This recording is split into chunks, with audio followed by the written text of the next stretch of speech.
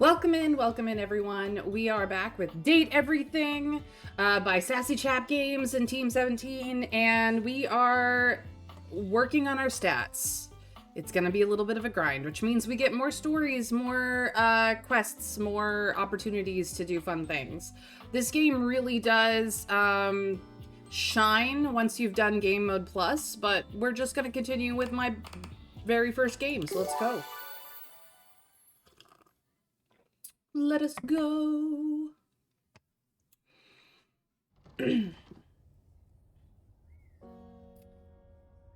Here we are on another day. The dresser is glitching badly. It's very bad. It's very bad. It's very, very bad. So let's find out what's going on with the dresser, shall we? It's hard to make sense of what you're seeing. Are the date viators glitching? A mass of pixels, artifacts, corrupted warnings, and static regards you with a chilly indifference. Oh, Dresser, what has happened to you? We must fix you. Or what seems like indifference anyway. This entity is difficult to read. Thank you for the lyrics, Crafty Blue. I didn't put my welcome messages in. Oh my goodness. It's like I had a long weekend and I've lost my brains. Let's fix that, shall we? I know, the music is not there. I wish it was too, but it glitches out every time. I don't think it's a glitch. I actually think it's just the way that they've got it set up so that it's, you know, it doesn't run when you're not focused on it, which is annoying for a streamer, let me tell you. But you can get the game here, and I must hug chat for being the early crew, because you guys are awesome. I don't bite. You don't? Should I be concerned? I think. Well, I would hope you would at least ask first. Do I?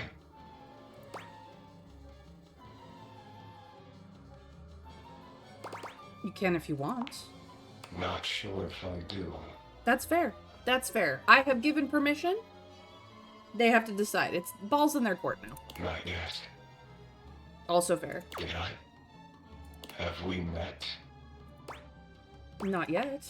Is that a lie? Is he right? Is it a lie? Thinking about it too hard makes your head hurt and your nose bleed. Well, that's not good. It is. Not yet. Not yet. Is this frustrating? It is. How about now? Ooh, this is a, just Monica situation. It is. Would you tell me if it was? Well, you can't, so. Not yet. Would you lie? Damon, let me save you the trouble. Not yet. Oh, his name is Damon. Okay, let me save you the trouble. Not yet. And yet. And yet. And yet. You want something. Pick your poison.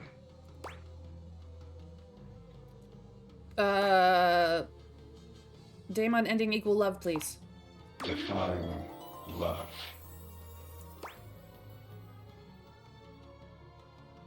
The opposite of hate or the absence of loneliness?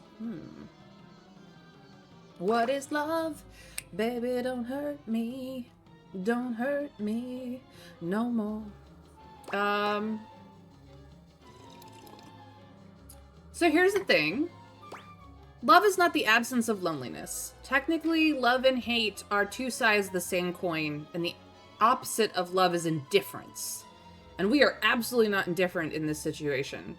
So if you hate something, it's not necessarily because you love it. It's because it registers as something you care about that you are angry about. So if, for example, you hate Nazis, it's because Nazis do bad things to the things you care about, and so you hate them for it. There is love in that equation. It's just not in a form that is nice to the Nazis. That's just an example. Don't take it seriously. But loneliness is an absence of love for the self, because if you do love yourself, you can't ever be lonely because you have your own company. And unfortunately, it is very hard to love oneself in this modern era where we get told constantly that we are not correct. We are not right. We are not the best we could be. We are not living our potential. We're not. And most of that is just hogwash and bullshit, because we're not living up to somebody else's decision of what our potential should be, or somebody else's version of what we should be. And that's not, it's not their life. They should not be able to tell us who we are and what we're supposed to be. The people who are supportive in your life are going to tell you, whatever you are, whoever you are in this moment right now, I love you anyway. I love you because you are the person you are. I love the person you want to become. I love you regardless of the decisions you make, and I'm going to be here for you, and we'll figure it out together. Whereas the people who make this decision of what you're supposed to be don't actually have any clue what they're talking about. Not a clue. It took me a long time to get to that point in my life. I am who I am, and that, I mean, you either like me or you don't. And thankfully, my stream is an optional place to be. For those of you who stick around, I adore you right back. I love the way you are, flaws and all, and it does not matter to me what's going on. You are welcome here, so long as you respect the fact that there are some social no-nos while you're here.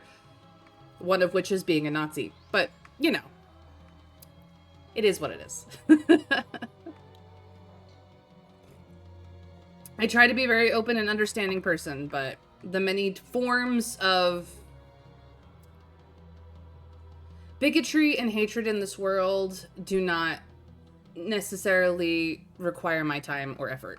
So, anyway,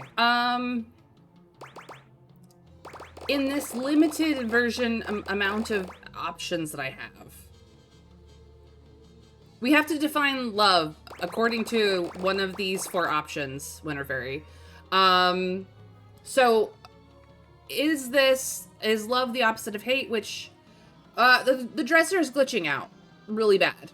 The dresser has downloaded a virus, clearly, through their version of Facebook, and it's bad. Oh, no's indeed. But we've decided to go for the love ending to hopefully turn the situation around. They want us to define love. So out of these 4 options, what do you think love is? I've already said that none of these options are correct, but where do you think it should be? The absence of loneliness, love is just love, what is love, or the opposite of hate? I did already do the song, so you missed the song. I'm sorry. You'll have to catch it in the VOD.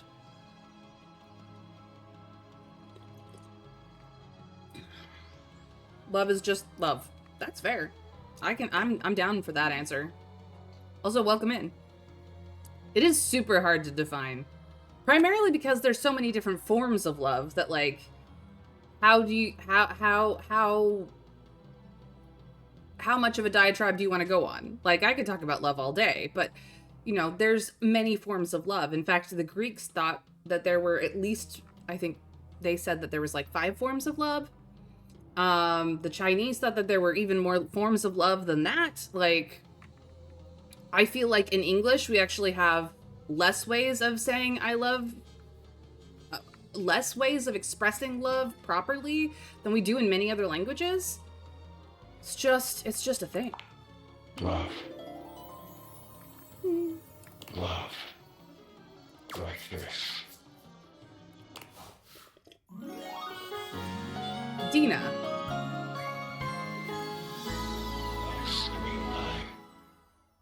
So now we can see the figure glitched out, but certainly the way they are intended to be the dresser. And yes, we have clothes on our dresser now because we sorted out the whole Dirk Clarence situation. I think we got some poise from that. Yeah, it looks like poise. Cool. Done. So, Daemon is the virus that Dina has picked up. Poor thing. You met a new dateable! Flirty giggle. Chuckle. I love this. See? No biting. Yeah, but I said you could if you wanted to. Like, I invited it. It's fine. Flirty giggle. Chuckle. Because they're glitching, we're having a Just Monica situation, which is a Doki Doki Literature Club reference if you didn't know. Just FYI. So we're gonna repeat some things a few times because shit's broken, man.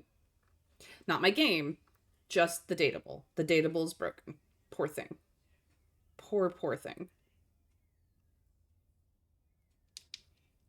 Yeah.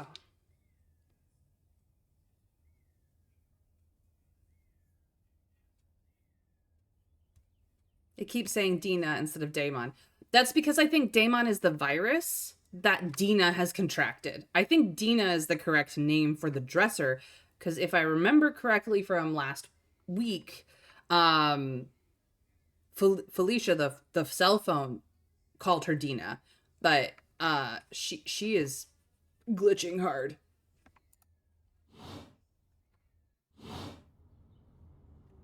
So that is currently the state of our dresser. Glitching madly. Poor thing.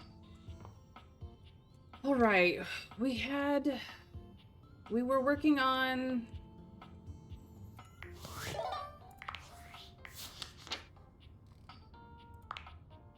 So this is what Dina should look like, but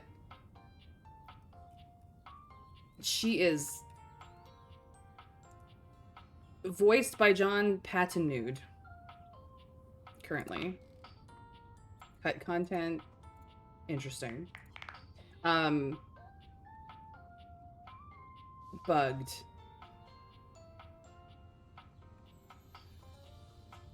Daemon is an artifact of something, a scrapped concept, 100 scrapped concepts, a missing texture, a missing number, the missing thing, whatever it is, it's missing. You miss me. Daemon feels missed. You feel familiar, aren't you? You laugh, you cry, you file a bug report. Likes you, dislikes you. Okay, here's a new one. Try not to panic, but it looks like there's a malicious bug in the game known as Daemon living in the dresser. They just gave you a love ending? Might be good to find someone to talk about this. Okay. I was working on Abel.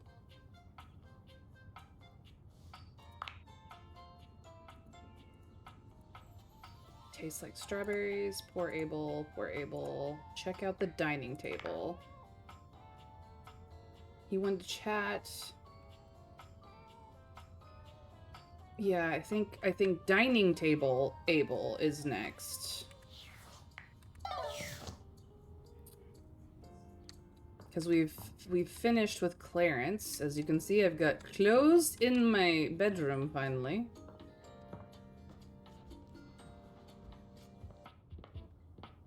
I still have so many datables to deal with, but we're trying. Right, but it's showing the virus, not the dresser. Yep. Bio. Originally, Daemon was supposed to be a dresser named Dina. The idea was scrapped, and Dina's code was corrupted, resulting in Daemon. See what they're like tomorrow. Maybe talk to Skylar about it? Skylar? Oh, I probably could.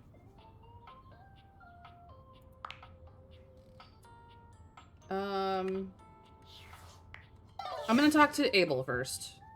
Just... Well, if it ain't the sunshine of my life. Oh, Abel, you're so sweet. Look at you. Every time I see that gorgeous face of yours, I feel oh, well, dang. Words just ain't even sufficient. Oh, he's such a sweet talker.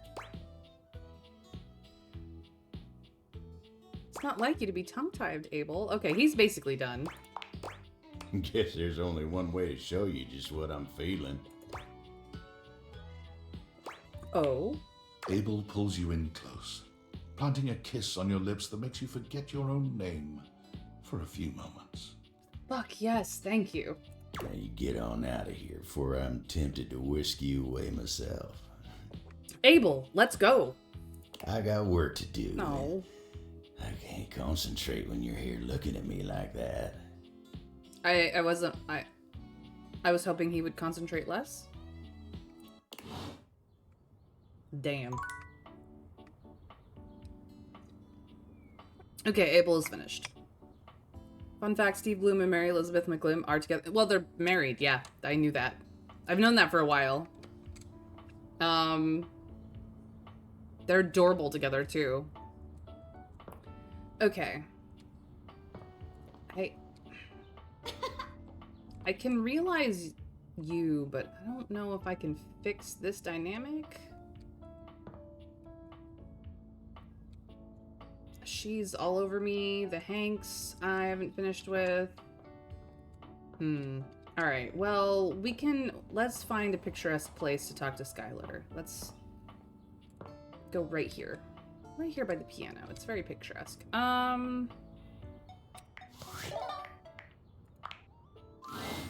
Welcome!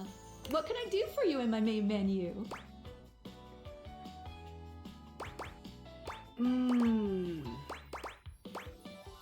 Let's chat about you. Oh, let's. There's lots I can chat about. Me?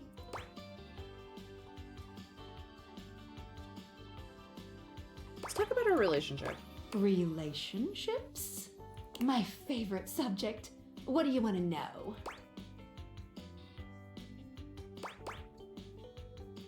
Do you love me? Not yet, but there's still hope for you. Just keep pressing on my buttons. You'll find a way. Let's go back up a menu. It's the chat menu. What do you need?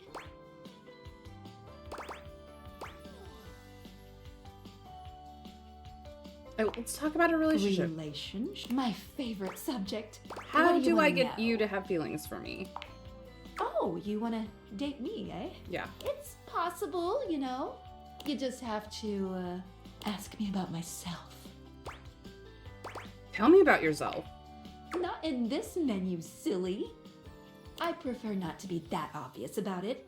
It's the chat menu. What do you need? Okay. Let's go back up a menu. Scooching. Anything else? Ooh, that fantastic red shirt is looking rather nice today. Oh, who laughed? That was Chermy. I bumped into her.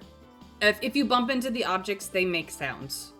So after you have found a dateable and you bump into them, it mostly happens with the chairs and the tables and the doors. You'll get a giggle or a groan or something from them. Yeah. So, but the glasses have to be on for it to work. You bump into Betty and she makes the most delicious little sound. Well, apparently there are 17 different Dorians in the house. I guess the internal doors count separately or something. Yes, every door is a separate Dorian. I mean, they're all Dorian, but they're just different aspects of Dorian. Let's just say that Dorian has one of the most thorough sets of lines because every door is a Dorian and every door is a different Dorian. I have not spoken to them all.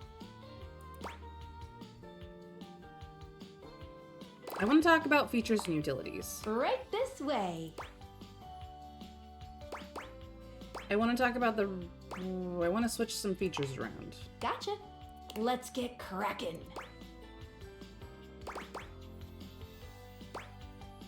Nope, that's all for now. Let's leave this menu and go to another one. Everyone loves the fantastic red shirt. Plague!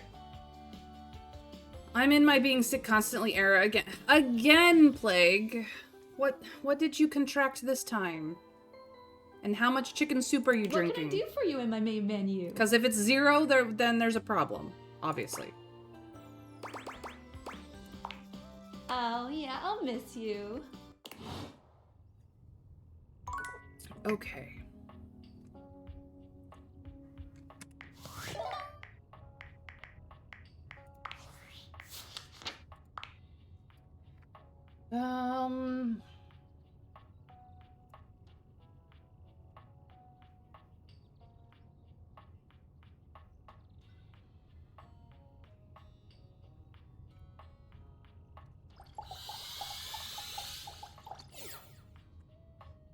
Because I'm pretty sure if I just do this, I get Phoenicia. But I can just click on her like this. Hey, baby. What you need?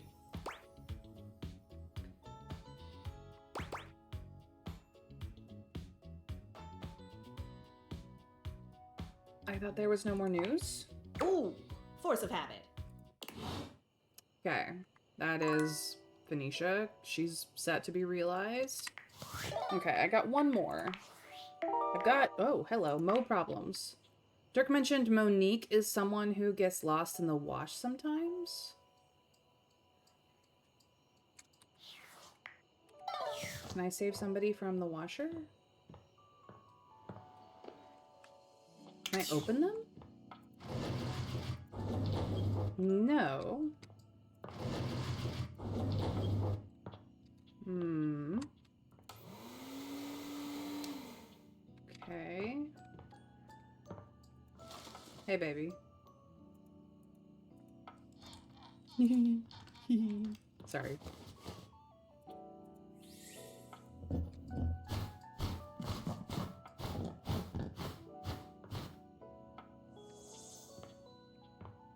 Excuse me?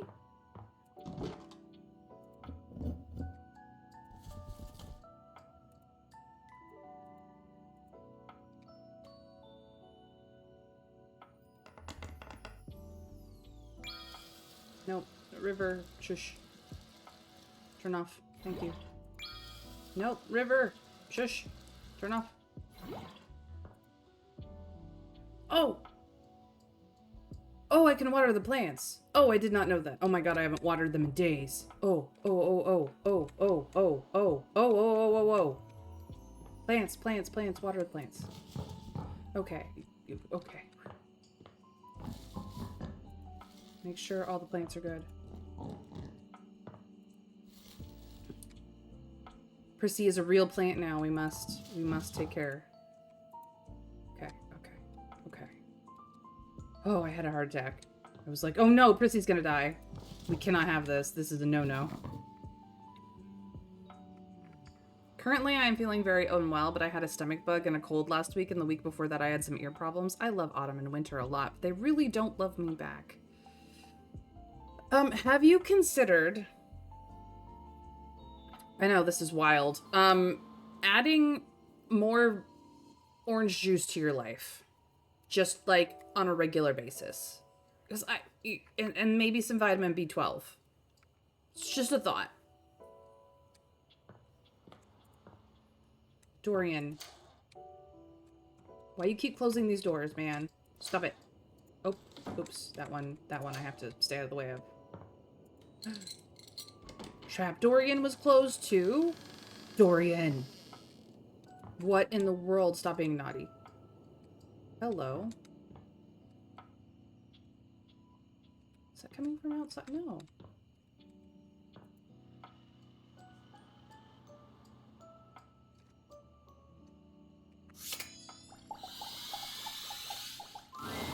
Greetings to you, Oh, it's Art. co-curator. Hello, Art. Oh my gosh, I didn't realize that was you. I hope you don't mind. I installed this piece on my own. I just couldn't resist it. No, I don't mind at all. It's gorgeous. I love it. Jerry is the artist, our very own. Oh, he's so talented. Oh, this is the thing we made with Jerry. How lovely to see you. I wish we had time for some gallery work today, but we had much more pressing matters to attend to in the attic. Meet me there, won't you? Okay. I will get to it as soon as I can. That is the end of the day for me. I really need to do more with Jerry, obviously. Like, I need to clean out his junk drawer so bad. So bad. Oh, come on, Betty. Come on. Give me the sound. See? Betty. Ugh. Love her. Good night. Eat more garlic. It's supposed to have a bunch of health benefits. However, enough garlic will also keep people away, which reduces the chance of catching something from them. This is an excellent piece of advice from Traveler's side. And he would know. Alright. Well, there's something up with Art. Wait. Can I water this plant? No. Okay, well, I tried. Let's find out what's going on with this. I don't bite. It's okay, Damon. I think. Did I?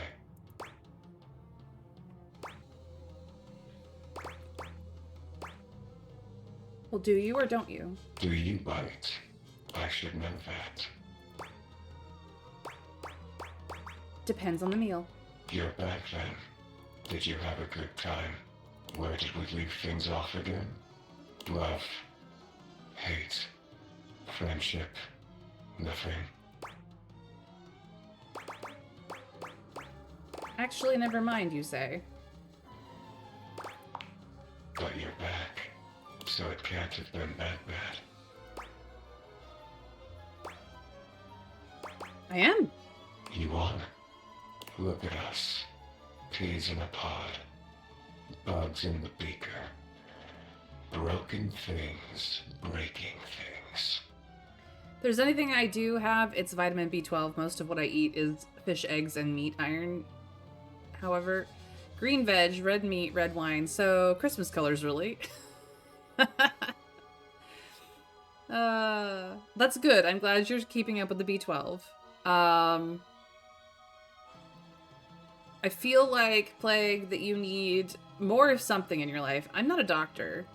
If you are not going hardcore on your vegetables, though, especially the dark green ones, that might be something to consider.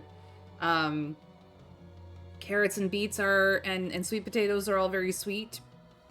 They have a lot of natural sugars, though, so if you're trying to go low sugar, not a great pick, but yeah, I highly recommend broccoli, personally. But I'm a big fan. Yeah, clearly your immune system needs some help. So you might look into getting help for your immune system. It's good for fiber. Yep, it sure is. Gotta keep that fiber in you. It helps things along. For me, in my nature, but you break the broken things. I don't break the broken things, I fix them.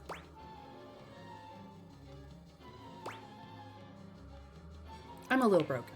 A little more than most. Around here, at least. Shall we dance? You are very strange, Damon. Have we done that already? Shall we do it again?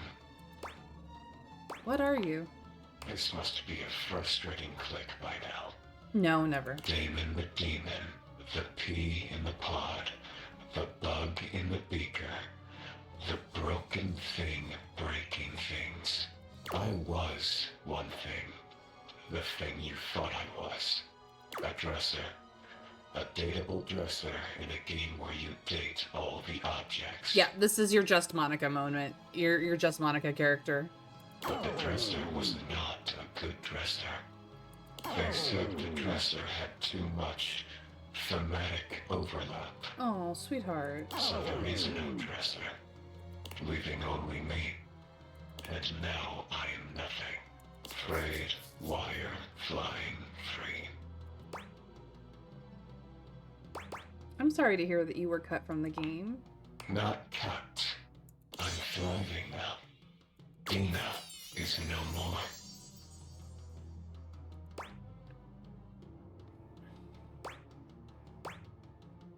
Ooh. Ooh. We have a choice here. Is he gonna get us? Are we gonna get got? No, no. Do we ask if that who they were? Or do we say that we like Damon better? Do we like the little virus that has crawled into our game?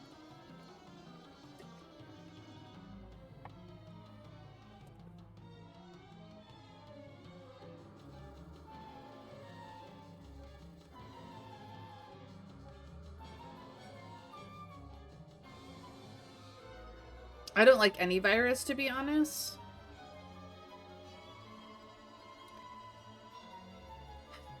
So, interesting thing about that, Winter Fairy. There are good viruses and there are bad viruses, and I mean this both technologically and biologically.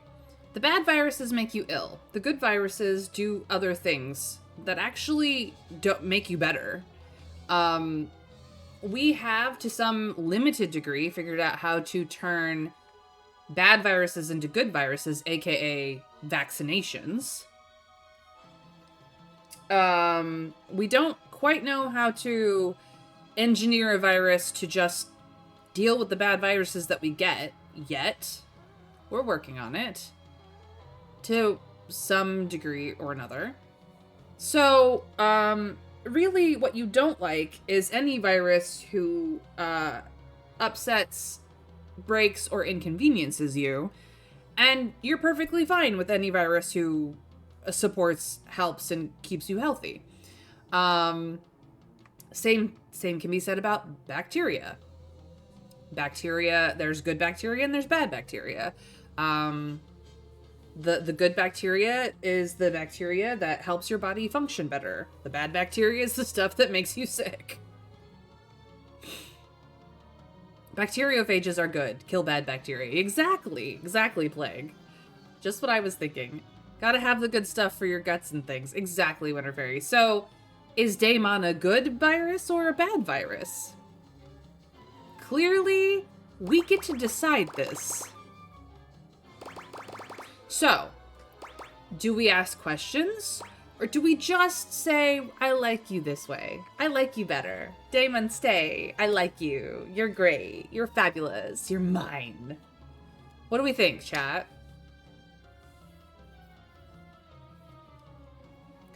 Should probably ask questions. I mean, if you never ask questions, you can never learn things.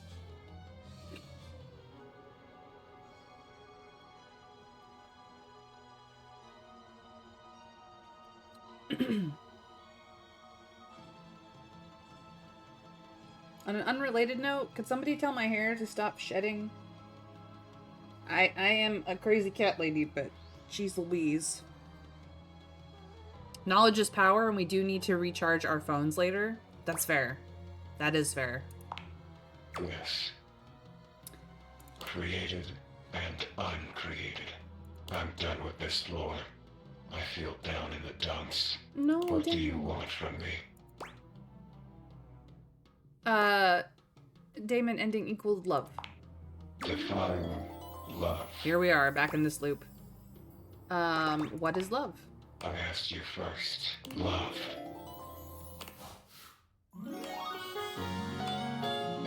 Damon never really smiles, but for the first time you see the ghost of a smile on their artifacted lips. The effect is not comforting in any way. I don't need it to be comforting. You don't want to see what's left of my hair?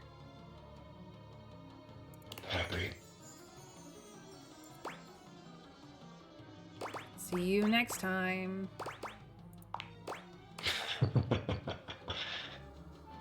Emoji smile face. Man, he's intense. I love him. No, I genuinely think this is an amazing character concept. Plants also have quite a lot of viruses on them that are good at protecting them from fungi and give them tolerance against droughts. Exactly. So, yeah.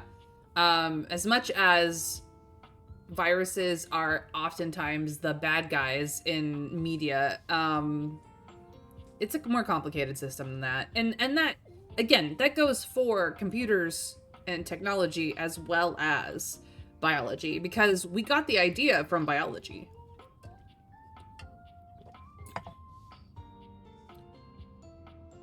I can't offhand recall a computer virus that was good, but primarily I feel like that's just the virus that eats bad viruses again. So, like, as much as I can't name one, I can't imagine there hasn't ever been one. Abel is ready to be realized. Art asked us to come to the attic.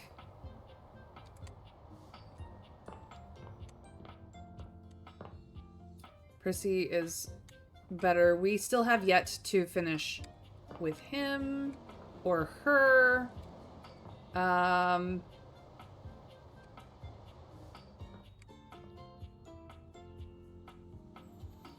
Yeah, I'm gonna go talk to Art. I'm getting distracted. Hello, hello, hello. Yes, hello, Art. How are we today? What are we feeling? How can the wide world of artistic expression help you? Memoria sent me, actually. We need your help in the attic. Ah, dear Memoria. Isn't she gothic? So gothic. I am such a fan. Same. Gothic art and architecture. Mwah. Let's go. It appears that Art is interested in helping with Lady Memoria. Cam is still required for her request. Cam. Who Cam? Cam.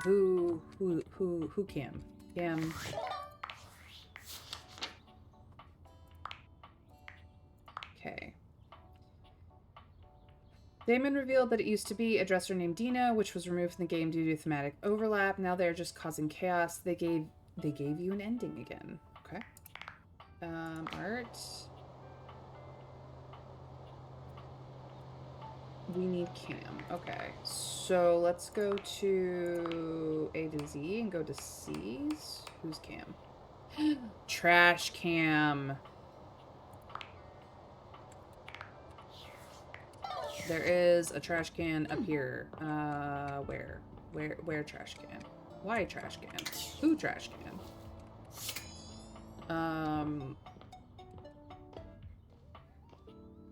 Isn't there? No, there is not. Okay, downstairs cam. Could have gone the other way and it would have been faster. There's one in my desk. That's what the one I was thinking of. Yo. Memoria. Okay. And with that, your quest for Lady Memoria is complete. Because she also wants me to clean out the junk drawer, I'm gonna go talk to the junk drawer before I go back to her. She'll be my last stop. Because I've gotten sidetracked from whatever I was doing last week, which is fine. Cam equals kitchen trash. Well, no, but I have a trash can in here, which is, I also believe, Cam. I just haven't talked to this one. It's fine.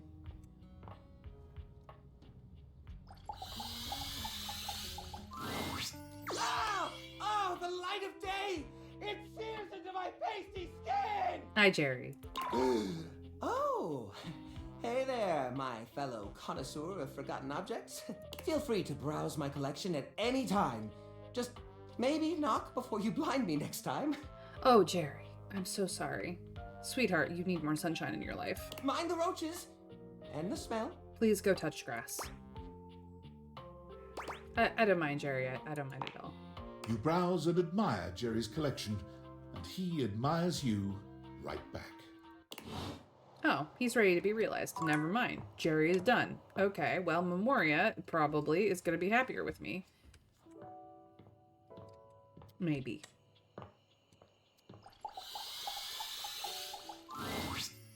Gentlemen, and here you are. Excellent. How are you, Cam? I love her whole design. Oh, you know me, Memoria. Yes, I do. Perhaps better if we answer that question in private, dear. And Art? I'm amazing. I saw a bit of green in the sky this morning. I can't even tell you. I almost fell over. I almost literally fell over. Fabulous day thus far. Wonderful. I saw that green too. Reminded me of a chemical spill. If there is green in the sky, that may in fact be a chemical spill. You both know what we're about here? The long-awaited cleanup has at last begun. Oh, sweet. Looks like I'll be scoring big today then. Not so fast, Cammy. I'm sure there are some treasures buried up here that would be better suited to my unique talents. Mr. Scragg, sup? How are you today? I hope you are well. Thank you for the pictures from your BG3 run with your friend. I hope that your internet is more stable. You're enjoying your tea. What tea are you having today? Tell us all about it. There will be more than enough for both of you, I'm sure. There are years worth to go through, after all. As As long as it doesn't all end up on my plate again when the process is through, I couldn't care less. I'll keep it simple. I'll pull something, and you, my human darling, will decide whether it goes to Cam or to Art.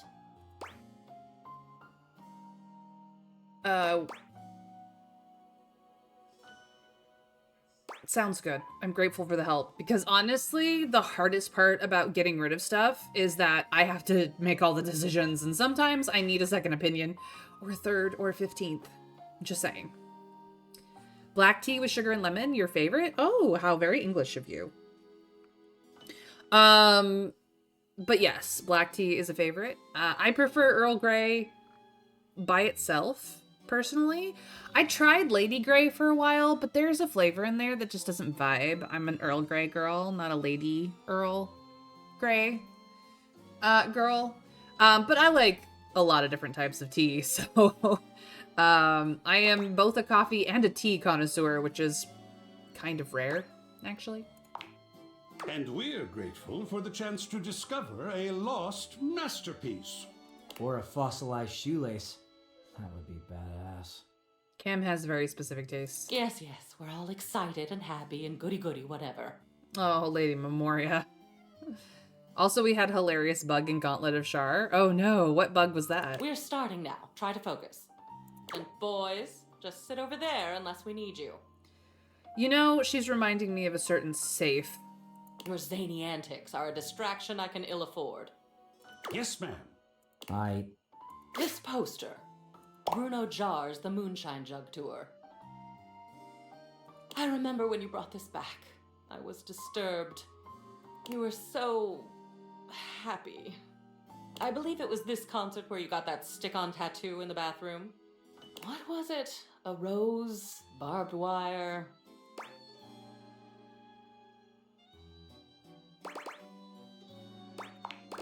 A rose. Dripping blood, one hopes.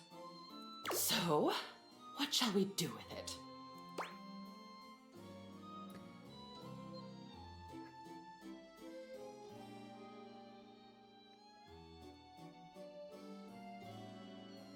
I was gonna say pickle. I mean, I do like pickles, and there are people that have amazing pickle tattoos, and it's hilarious.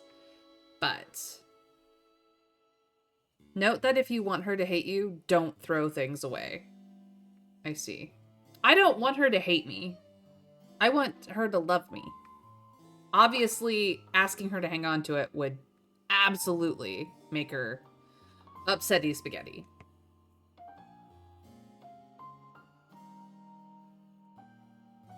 Thank you, Mr. Scrake. I will absolutely watch that later. Toss it?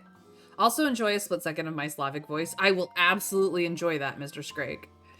Her opinion will be based on what you do with things, of course, but she wants them out of her area. Yeah, so if you tell her to hang on to all of the things, she's gonna be pissed. But this is like a concert poster of a concert that we obviously enjoyed, so I think that we should hang it up. Then it's out of her hair, and it's art on our walls, and our walls will look less empty. Enjoy your bath, Plague. Take all the time you need, and I hope you feel better soon, my man. You really gotta do something to help yourself. Because toss it is a Cam. Keep it but hang it up is an Art. And then, hey, can you hang on to that is a her, and she be mad. So, Art, Excellent. enjoy. Pop art with a story. I know just where to put it. Thank you, Art. Wonderful. See, she's so happy. Next, another Bruno Jar's piece. This is the album itself called Moonshine, and it looks like you attached your tickets to it as well. How sentimental. Though I suppose if I'd bought scalp tickets at the door from a man in a red sequined fedora, I'd have kept them too. Wow, that scalper's got some style. Most scalpers just, like, look like somebody's dad. Don't think you'll be giving me that fantastic red shirt, by the way. Clothing covers no sins with me. Oh, no, I'm keeping this shirt. What would you like to do? I can let go of those. I got the album digitally anyway. Forget about this. Let's hang it up. Just leave it in the box for now.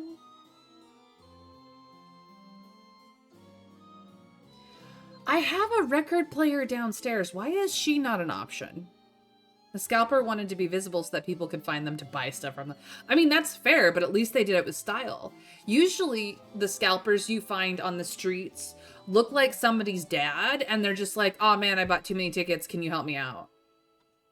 That's been at least my experience.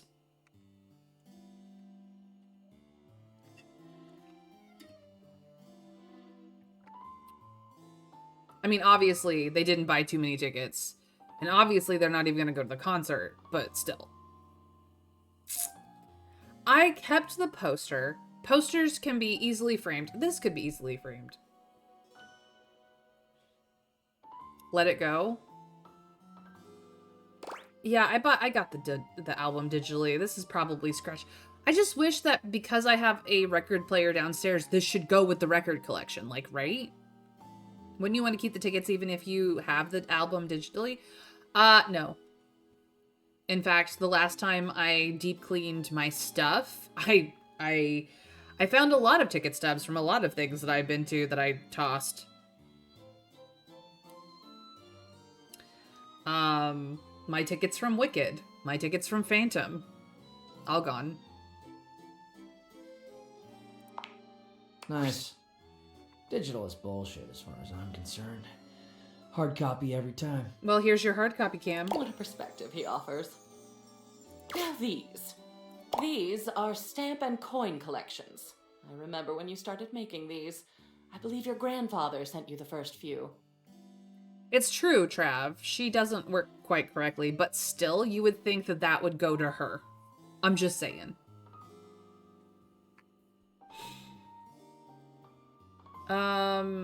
This is of sentimental value, obviously, and retirement fund if you have the right ones. I'd be surprised that you still had them, but you don't. I do. And we're going to make a decision about them. Now, please. Yes, ma'am. Wow, oh wow, I miss him. Let's put those up. A family heirloom. I'll hang it with honor. Family is important. See, Lady Memoria, I had you hang on to them for a reason. I just hadn't gotten around to putting them on the walls and being proud of my collections. These next, I think, should be easy. You, dear, have a collection of magazines about picture frames. Do you remember? I did go through a framing phase. You had yes. that nosy neighbor who kept stealing your mail, and you wanted to antagonize them with deeply uninteresting booty for their trouble. Works every time. I thought it was brilliant, frankly. Well, thank you. But the neighbor moved, and the magazines are a bit dusty now, so maybe they've served their last purpose? They absolutely did. Yeah, that was fun. Yeah, they can go. They can go. Excellent. Usually the only paper I get has pizza grease on it, which is also cool. Enjoy, Cam. He's so grungy. He is the grunge, yes. Well, no need to keep them. I love how open-minded you are, Memoria. I am, aren't I? You are so open-minded. It's nice to be appreciated. Of course, lady. Yes, motivational art. You got this from that gym you were going to for a while. Apparently they had good classes, a clean locker room, and this penchant for making thing-based puns. Believe in your shelf. I love it. Believe in your shelf. Take a bite out of life. Rack your plates. Always re-rack your plates, guys. Always re-rack your plates. This is very absolutely good good lesson in life. And it goes for the dishes as well as weightlifting. Just saying. Motivational art, burn it. Gym etiquette. I mean, re-rack your trees if you're in Minecraft. You know what I mean?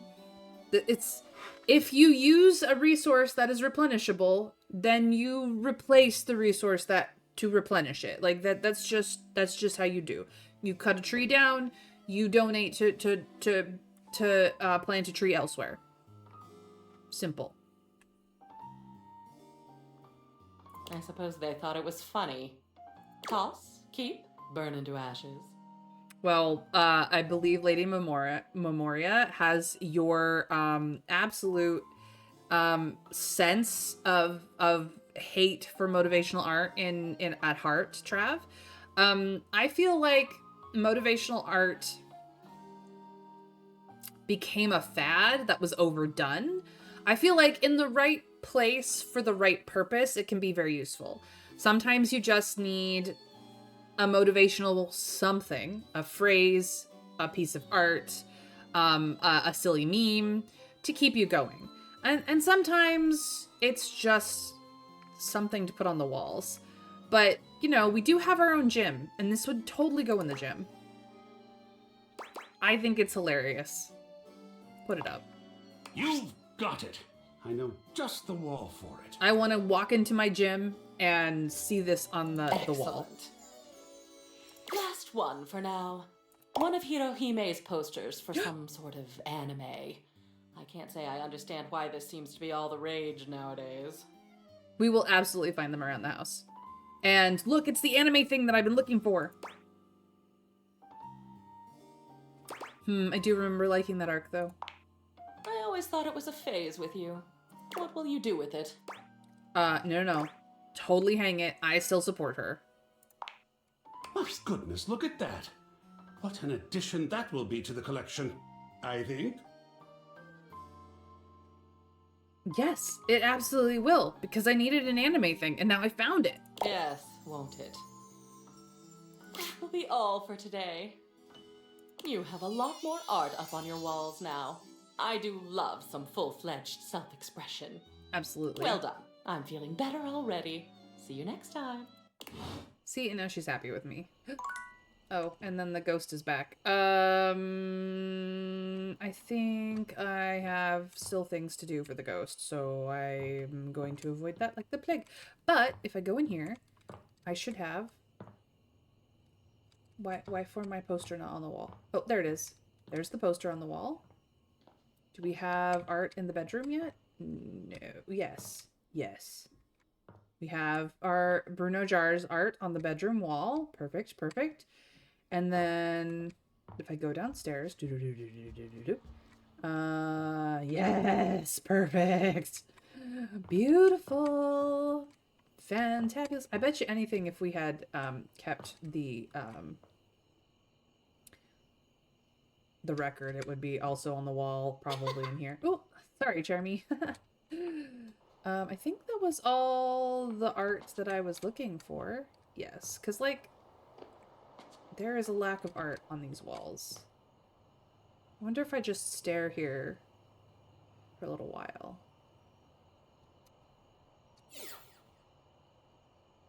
I can have existential crisis come back.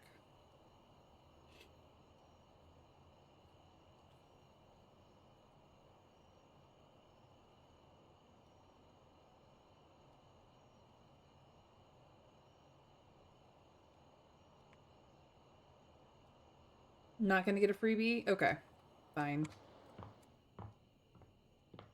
I see how you are.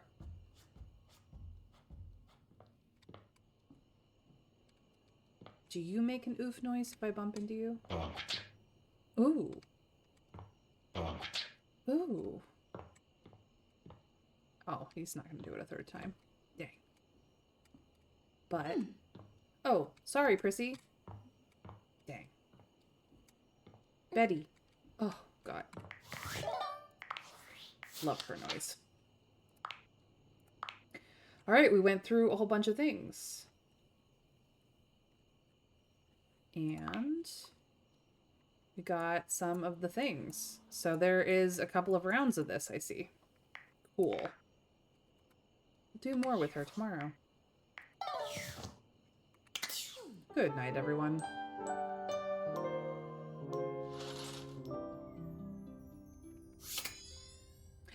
Good morning.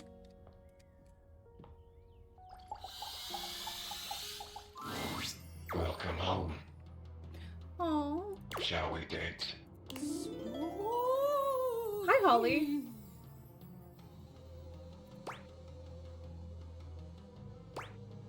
When do you run out of content? Whenever I want. No, nice. Well, that's a lie. True. Partly. Maybe. Mostly. Maybe it's whatever you want. Closer to the truth. When do you run out of content? One day. Then maybe I'll join you. Oh my. We can run out of content together. Oh, Daemon, you are a sweet talker. Ho ho ho! Hi, Holly. Oh no! There's something about the phrase naked and glistening in oil that seems to always attract Somali pirates.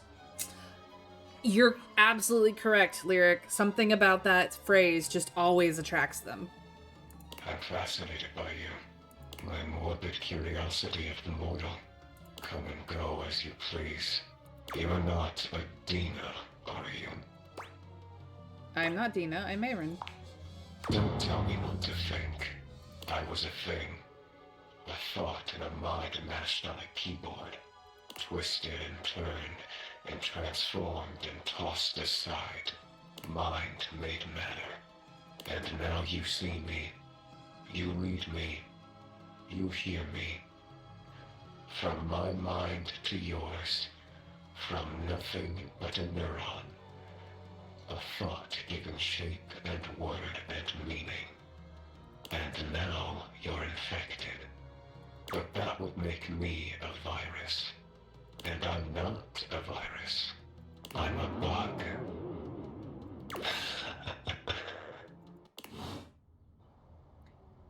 Goodness gracious. He is very intense. Alright. You know what? Let's work with Memoria again today. Let's just get this done. Well, well. Are we all back? Yep, here. Just had myself a nice cold spaghetti lunch, so I'm fueled up and ready to rock. Nice. Oh, delicious. Where did you get spaghetti? Seems like the kind of question you don't actually want the answer to, doesn't it? Yeah, you don't want to know where Cam gets anything. Oh, Cam, you are so resourceful. And energized, which I'm glad about. We have another full box to go through. Let's go. And we all know how this works by now, so boys, go to your corners. I feel like I'm getting punished in school. Dope. And you, Art darling, right up here, front and center. Don't worry, I won't bite. At least not until you ask me to. I hope our work this day will be a good one for Art. So, item 1. Chimneyland. Oh, isn't it macabre? Every time I look at this map, I feel like we're back there all over again. Chimneyland. Interesting. That one Halloween when you brought this map back. Those memories are so dark and so twisted and so... Oh, my. I'm losing control. I did not expect this process to be so invigorating. You know, it is an interesting fad to hang up maps. But I will let you guys decide whether a Chimneyland map is worthy of a place on our walls. What do you guys think?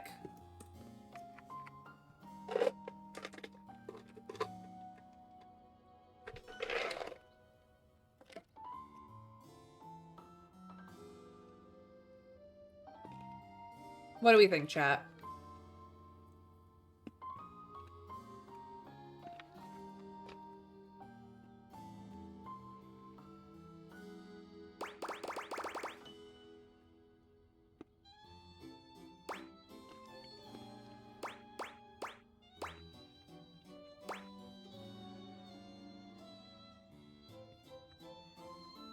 Well, it's like any theme park map where it's more of a conceptual design than it is a map.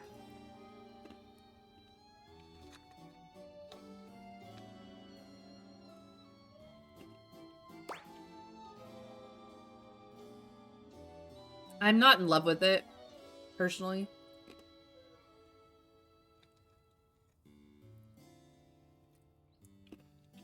But she does like it.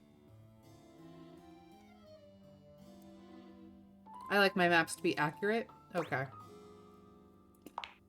Yeah, I'll totally take it. Anything that gets Lady Memoria worked up has gotta be special.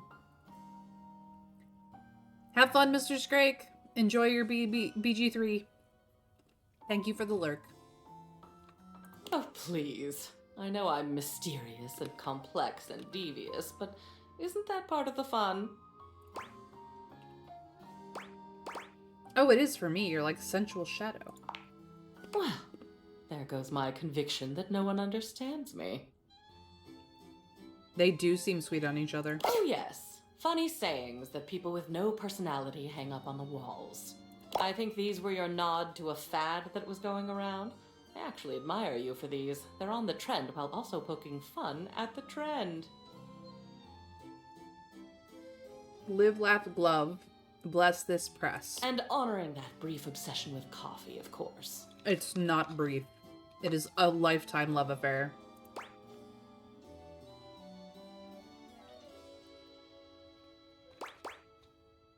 Not so brief. If the obsession wasn't, perhaps at least the art is. So, what does their future hold?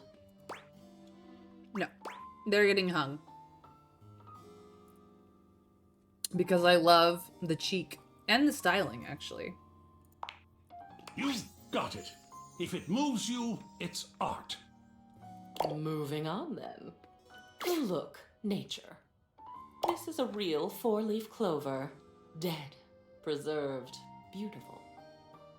Coffee is love. Coffee is life. Yes, Winterberry. Coffee is everything. Coffee is the reason why I am not homicidal. Pre-coffee me is a very dangerous person. You brought this back from your trip to the botanical gardens. You met a guide there who took you on an unofficial tour. Alex, I think you said. And Alex picked this for you. Told you to keep it always, even though you're not supposed to pick anything at all. I didn't pick it. I remember when you walked in with it. You were almost floating. I'll bet you'd forgotten you still had this. I don't know what I'd do without coffee. Probably 25 to 50 years. I have a feeling I'd be doing 25 to life, personally. I don't handle idiots very well. What would you like to do with it?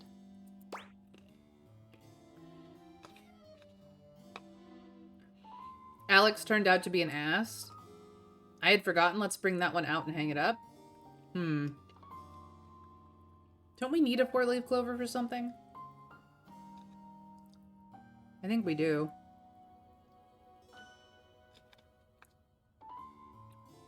And yet we keep breeding them into existence, Winterberry. Tell me how this is fair.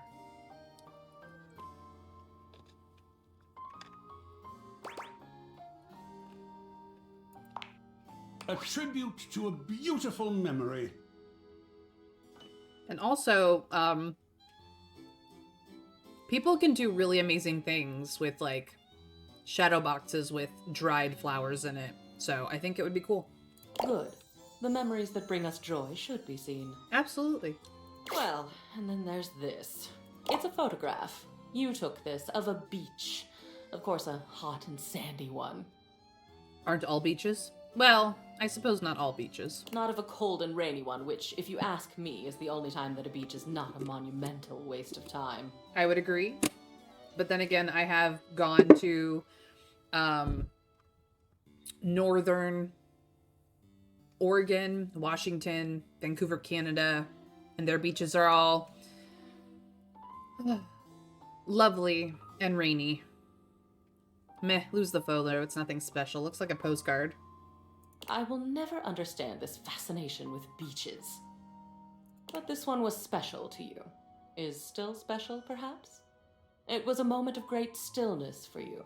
You took this photo to remind yourself of that moment when you felt purely happy. Even if it did happen on a beach. So, what would you like to do with it? It's pretty, but I don't need it anymore. I definitely want to keep that. I'm so glad to see it again. Like, I wouldn't mind putting this up, but it's a pretty basic beach composition.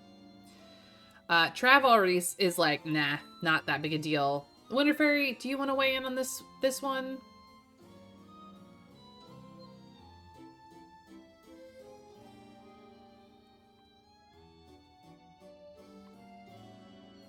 We can toss. All right. It's pretty, but I don't need it. Enjoy, Cam. I'll take care of it. Wonderful. Ah, time to move into the educational material. This was the manual for that microwave your parents gave you before you went off to college. was in your grandmother's house, then your mother's, and then your dorm room, and finally your apartment. I have a memory of it being very reliable, very loud, and very orange. So not the one we currently own. Apparently your grandmother taught you how to make cheap brownies in it. What do you think? Light reading before bed, perhaps? I don't have the manual microwave anymore, so I don't need the manual. I'll take it. It's even got stains on it. Score. Decisive today. Anything to make you happy. And aren't you good at it? Oh, I'm not usually one for adorable, but... And yet you have the puppy dog in your arms. Look at your parents. I don't know them, of course. I only know your memories of them. And when I look at this photo, my darling, it is a good memory. What would you like to do with it? That's a good one. Let's put it up. A fine selection. I'll put it somewhere prominent. Gotta have a picture of the parents. Lovely. That ends our day's work. It's nice to see so much of me up on the walls now. A good day. Now shoot, one more day like this and we'll be done. Oh wow, the box pile lessened. Crazy. I wonder if the boxes everywhere have lessened for that. No, this is still pretty packed full of boxes. Okay. Interesting.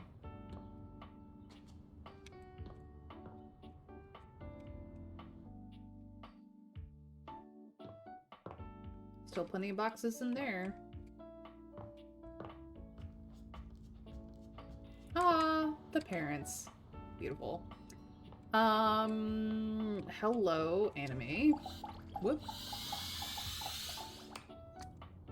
Oh. Interesting. Apparently that is Lady Memoria. Okay.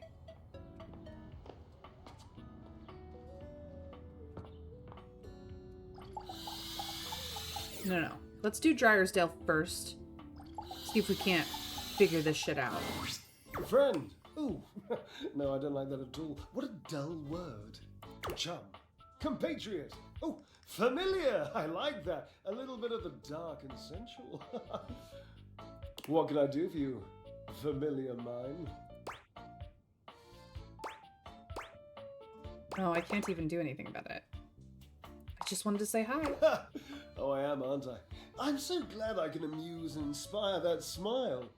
Yet another thing at which I excel, Cherub. Ha! Points! Okay. That didn't do what I wanted it to do. I guess I should have done this one first anyway. My, your fantastic red shirt. The crimson of a burning sunset. I love it. Oh, Washford. Damn, I missed you. And I you. True love is evergreen. Well, you know that. I do. Loving you is my pleasure. You are delightful. Run along now. Okay, I really did not get the two of them together. Well, that is good to know. Are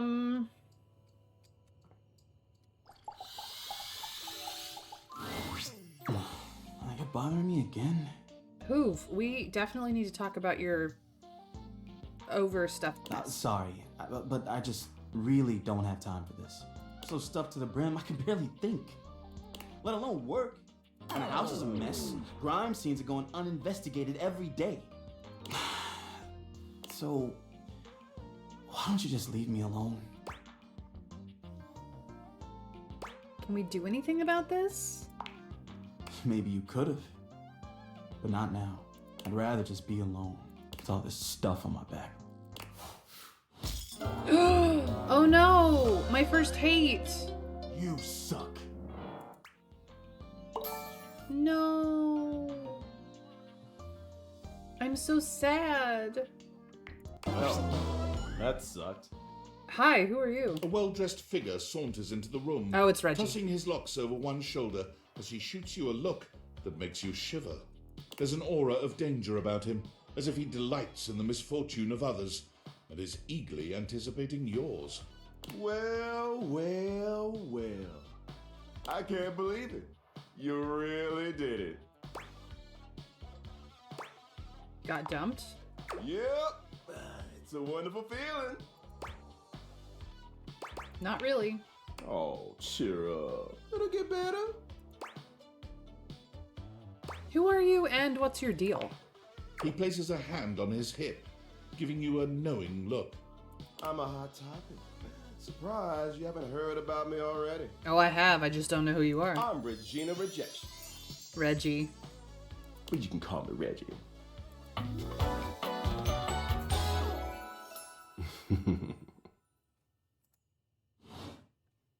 He was inevitable. Regina, isn't that a lady's name? You've seen a lot of eye rolls in your time, but Reggie's feels like the most hateful one in memory. You think I care about gender norms when I'm dressed like this? I mean, he's got a point. Or they have a point. So you appear when I get rejected. I like to think of it as a nice consolation prize. So this means I could see you again? Oh, don't worry. I'm always just one rejection away. Listen, bitch. I'm giving you special access to me here on this app I'm putting on your phone. Have a chat anytime you like. Reggie takes your phone, typing something into it. He turns your phone back around to show you a funny little icon that looks like a broken heart.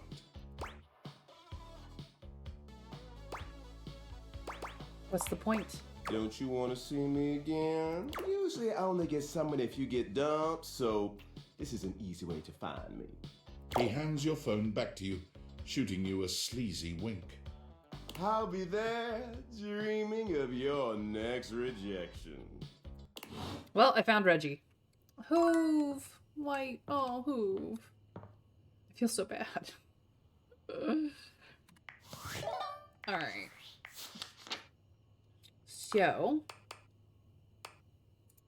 Reggie is nude. He likes hate, rejection in himself. He dislikes love, friendship, and anyone else. He's voiced by Bill Butts.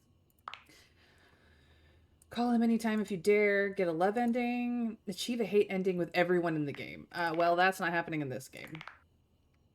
Lady Memoria is good. We've got almost all her things. So one more session and we'll get the rest. Henry. Our first hate. He dislikes letting go. And that is 100% of why. I should have gone to the ball game. Dina. Yep. This is so good. Ugh. So sad. I have a hate. I'm so sad. I wanted him to love me and it did not work. Oops, you need to charge. I cannot use that button. Alright.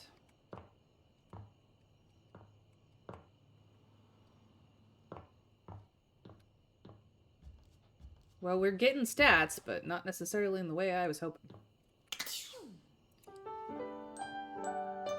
Thank you for the lurk, Winterberry. Alright, let us continue with the glitch. A young named Damon Bug Demon 190. You want to hear more? Run through the content. I could, you know, run forever. Just do something like this. Make you click. Forever. And ever. And ever. Just Monica. Just Monica. Just Monica.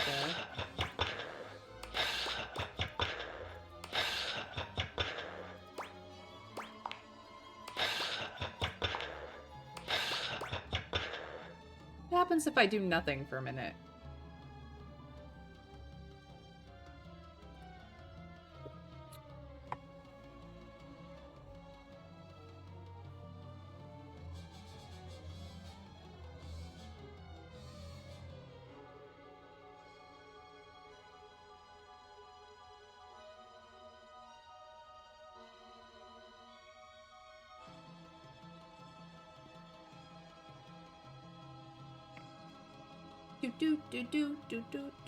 Hardly. Monica had interesting things to talk about. I've read the list. There's so much there. Good stuff, by and large. Oh, yeah. She gets a whole huge monologue to herself, and people have gone through the entire thing, and there's some interesting stuff in there. Monica is an amazing character if you can handle the seriousness of the game Doki Doki Literature Club. I could never play the game myself, but I have seen full playthroughs, including the extended content. Really fantastic stuff. The people who made Doki Doki Literature Club should absolutely pat themselves on the back. They were genre defining, honestly.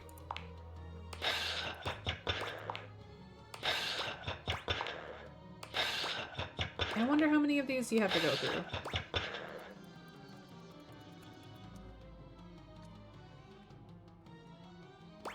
Okay, escape doesn't work.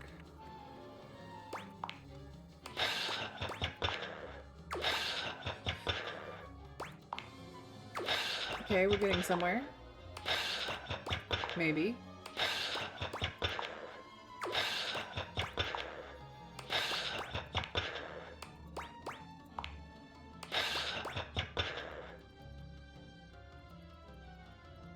Clicking other places just to see if there's something going on. Nope. Okay. I find that you see the game rather differently if you've read up on the ARG side of it and know more about what's going on. I have actually, like... Did I scare you? Oh, no. Damn. I like being scary. Did I annoy you? No. Damn. I like being annoying. It's the repetition that kills you. The mundanity. But I hope my point was made. That technically, I can be infinite. Yeah, Doki Doki Literature Club is absolutely, like, hardcore. Game Theory went through it pretty thoroughly, so I did see a lot of the ARG side that I didn't have to do anything about, but... oh boy, is it a dark spiral. If I want, will you think about me when you're gone? How mundane I was? Probably. That's kind. If I could think, I would think about you. I tried. I think I would. But my thinking is done. Now it's just thoughts on a page. In a file. In a zipped-up bag bundled with 1,000 other assets. You seem sad. The thought is saddening. The finity of it all. Well, now you've done it. I feel a shift. That's it. That's my content. Audio name Damon Bug Damon 226. Hold on. Return for endings and elsewise. I liked our time together. So did I. My sweet lover. My sweet lover. My sweet lover. Hi, BB. I hope you are well, and that TCG card shop simulator is treating you well. Fascinating. I like what they've done with him. Okay. I have Memoria to do, and then I have other things. Oh, look. A fantastic red shirt. If only you were a Toreador. If only.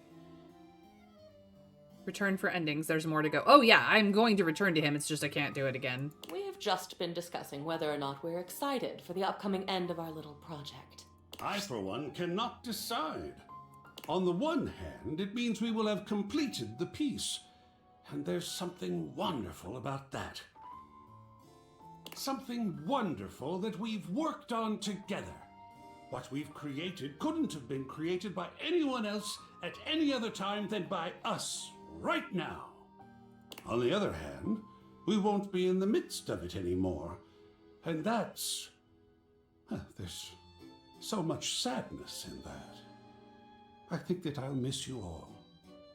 I'll miss this. Such suffering on either hand. How sweet. She's so Black Widow coded, and I love her. And Cam? Cam? Yeah? What are we talking about? About the end of our time together. How we feel about it. I'm very ready to have it all finished at last. How about you? Oh. Yeah, I don't care.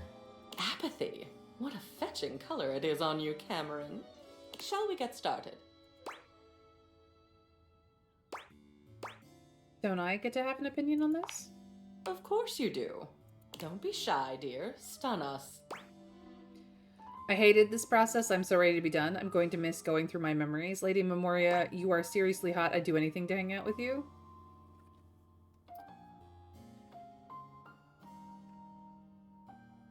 Huh. Well, we didn't hate this process. I actually do appreciate this process. This is a good process.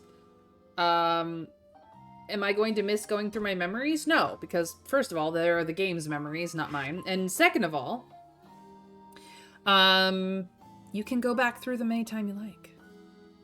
That's the great thing about memory. Granted, if you are having memory issues, it's a little bit harder to do. It becomes a little bit more challenging. This is the reason why people make scrapbooks and photo collages and, you know, hang up family portraits on the wall, which I'm very bad about. Like 90% of my art is in a pile in the closet right now. With only a few pieces on display, which is really just laziness on my part, or rather a hesitation to make this space my own for reasons of which I will not be discussing. But either way, it's lovely that you can go and find the things that remind you of your memories at any point in time that you feel the desire to do so. I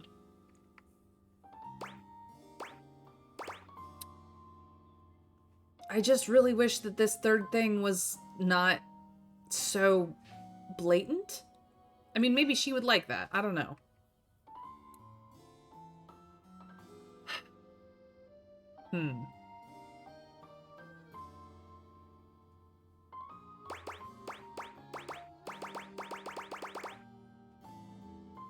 This one's definitely cam coded. I think this one is art coded. Fuck it. Hey yo, maybe the sculpture dude and I should take some seats and grab a snack. Could be a good show. Cam knows what's going down. Eros is an art in itself.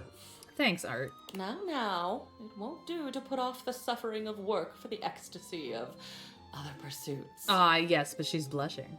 Plus, the suffering can be so ecstatic, don't you think? Oh, a sadist. Whatever you say, madam. Oh, I was wondering when we were going to get to this one. This is a photo. It's a darling photo. Of you on the toilet, taking your first all-by-yourself poop. Oh, goodness. Why, parents, why? You kept screaming for her to get the camera, and you held that little poopy in until she went and got it. I don't think your father was there. He heard about it over dinner. Shall we put this on display? Don't be ridiculous. Obviously, we throw this away. Yes. I need nothing else the rest of the day. I'm good. I'm so glad for you, Cam. Easy to please, isn't he? Absolutely. And it looks like we're on a roll with your childhood. Spaghetti was just not your favorite as a child, was it? Nope. Those noodles look really familiar, actually. My, what an amazing expression. Oh, look at those tears. It was a bad day. What shall we do with this one? We can throw this one away, too. Love me some sketty. Enjoy, Cam. It's all yours. Wonderful. Next up on the childhood railroad, you doing a lot of childhood type things. Now that we can keep. There are a couple of them that still make me smile. You playing knights with the plunger sword. That evil dragon never stood a chance. Especially against the plunger. Pretending to do your homework by wearing the book on your head. You thought it was some version of osmosis, where if the words touched you, you'd just know them. Man, I wish that would work. It didn't work, of course, but one can dream. One can dream. Anyway, it's a lovely little collage. This definitely goes on the wall. Oh, I agree. What is artistic if not our own life histories? Yep. These ones are all reasonable. Isn't he sweet? He is very sweet. Not as sweet as you. Oh, darling. Keep complimenting my sweetness and I'll show you my salty side. Please do. Oh, look. It's something you made. Your Plentio pasta portrait. Your teacher was quite a talented artist. Oh yeah, Mrs. Fowler was amazing. I miss her. She must miss you. So, what shall we do with it? I gotta let it go. I mean, yes, it's a very darling childhood art piece. Every child has made pasta art in the history of the world, and it's very sweet, but it's really meant for your parents. If my parents had kept it, sure. But I think it's time to let it go. Nice. I almost never get dried pasta. Only the gooey stuff. Knock yourself out, Cam. With just a bit of work, that's lunch right there. Congratulations, Cam. Yeah, exactly. Cam will enjoy it. This one is a bit ironic. Your diploma. Your Bachelor of Fine Arts in Customer Service. Oh, right. You know, no matter what happens, you still earned this. From Cardboard University. Yep, that sounds about right. Shall we hang it? AI be damned. Yes. Hell yes, we hang it up. I earned that shit. That you did. The art of an achievement. We're quite near an achievement ourselves. Indeed. Oh my goodness. This is our last item. It's your graduation day from high school. And it's got Teddy in it. Oh. We were all so proud of you. And look who else was there with you. It's Teddy. Hi, Teddy. He was so nice that day. With you forever and always. He's on the bed right now. What about this one? Oh, that's definitely going on the wall. Mm-hmm. Yep. I know just where it should go. Excellent. In the bedroom, I hope. This concludes our last culling. And you have done what I asked perfectly. Obviously. Your walls are absolutely bursting with your memories. So much better than being bursting with them myself. What happens to you with no memories left? Oh, I won't be flying away anytime soon. You can still find me in the halls of this house. Being gone from the attic, now among the world at last. I couldn't be more grateful. Well, my darling, I'm quite sad to say that it's over. Of course it's perfect. You didn't keep anything. No wonder she's happy. Well, no. I didn't keep anything in boxes in the attic. I kept plenty. I did not expect to enjoy getting through all that with you, but you are very pleasant company. Of course I am. I'm lovely. And existing on my own now, unencumbered by stuff. I can't even tell you how good that feels. Orgasmic, one could say. Thank you for making it possible. Is that all you enjoyed? Well, I enjoyed you. I enjoyed the flirtation. Yeah, I found that out when I couldn't look at it again after I had gone through with Memoria, because it's Lady Memoria. I enjoyed the ruthlessness with which you axed the unnecessary parts of your past. I rather enjoyed being put on display. My beauty does need to be seen to be believed. Agreed. I mean, just look at her. Damn. There was a lot to enjoy, and I am open to all kinds of pleasure.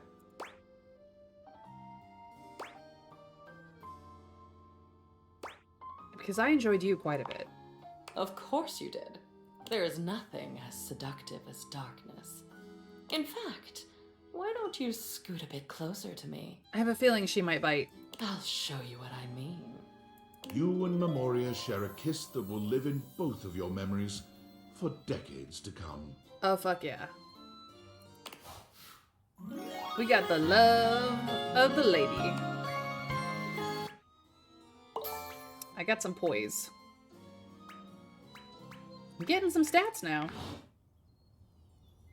And look at this. Look at how clean this is. Oh, I wish you would talk to me. Okay. So that's done. What else are we working on?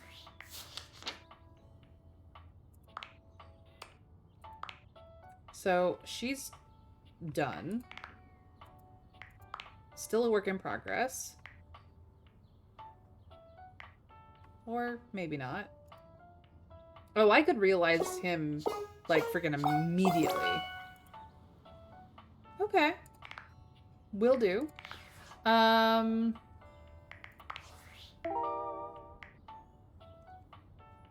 Need to get more anime merchandise.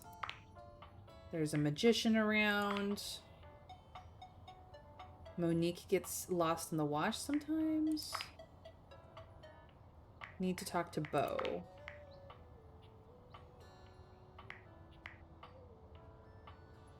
The monetary mistress is safe and... Wait a minute.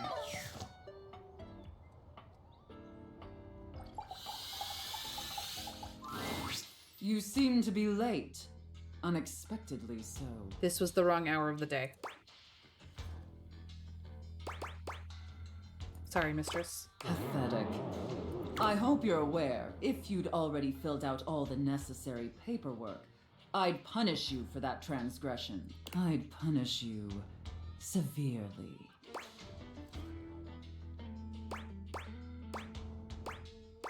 Then let's get to that paperwork. Yep, there's nothing I love more than filling out paperwork. God, must you prattle on so incessantly? Listening to your pitiful yammering is like nails on a chalkboard. Do us both a favor and keep your grating, unintelligible blatherings to the barest of minimums.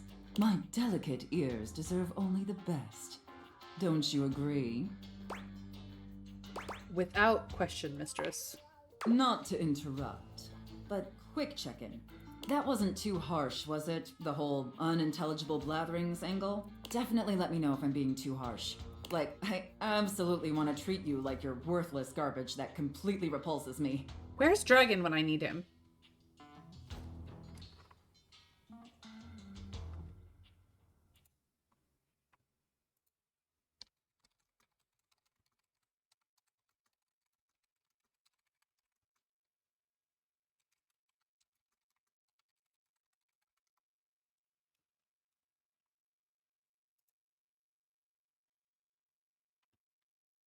That's basically how I feel anyways.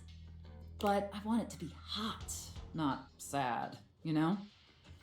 Absolutely, Sophia.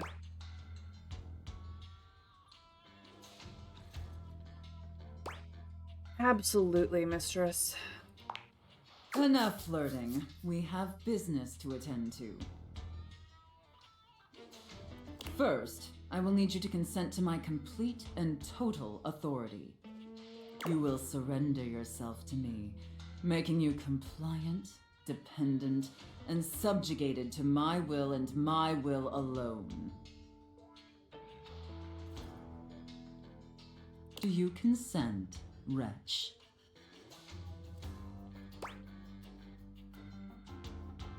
I'm already classified as a dependent on my taxes, so this isn't new. Oh my god, that's hilarious. But, it's, I consent, mistress. Very good, my little wretch. It appears that you can follow orders well, at least when you put your mind to it. That will suit you very well in your new position. And if you keep doing as I say, perhaps there are some other new positions we can try with you. But first, your mistress has another demand. Yes, mistress. As you now have responsibilities to me, I too have responsibilities to you. And above all else, It is my responsibility to ensure your emotional and physical safety. That's what a good dominant does. For in order to be fully subservient to my needs, you must feel fully secure. Absolutely. Safe, sane, and consensual, people. Safe, sane, and consensual. That said, in order to ensure the safety of my compliant little wretch, it's necessary for you and I to have a safe word.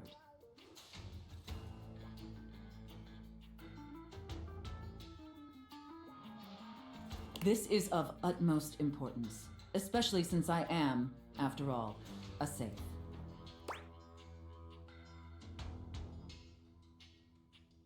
I completely agree, mistress. Usually I would choose our safe word.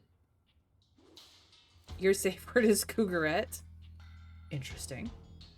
But since you've been doing such a good job today, and because I'm feeling particularly generous, perhaps I'll let you pick. Do you have one in mind? Linguini, Gesundheit, safe or stop? What do we think, chat?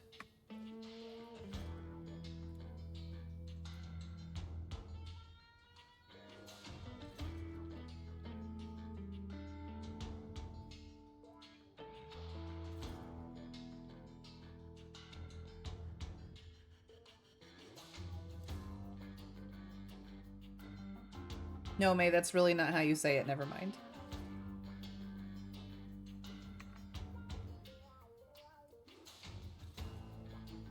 You can correct my pronunciation later, Trav. Linguini, not something that I'd say by accident with her.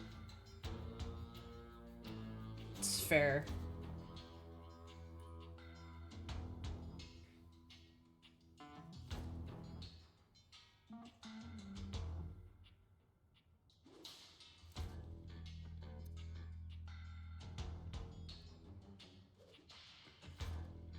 Well, I didn't make the safe joke earlier, so safe is an option, but as she is a safe, I think that might be too on the nose. Stop.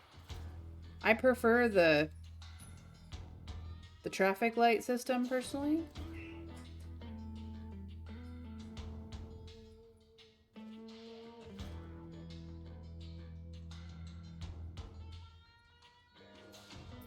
But Linguini is a good one. That is a pretty good one.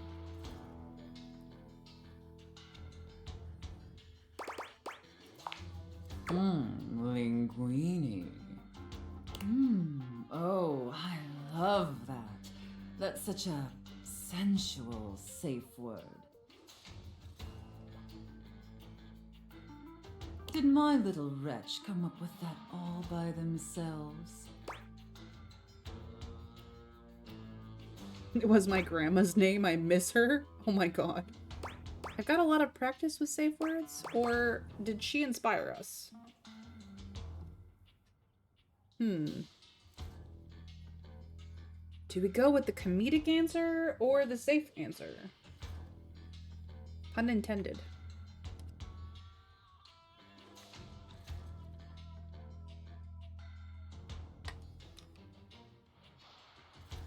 One.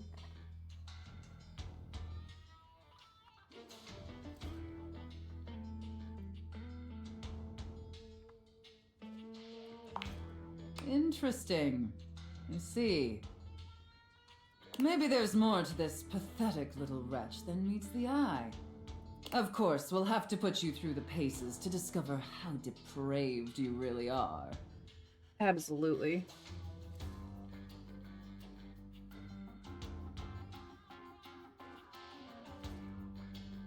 Would my little wretch like that?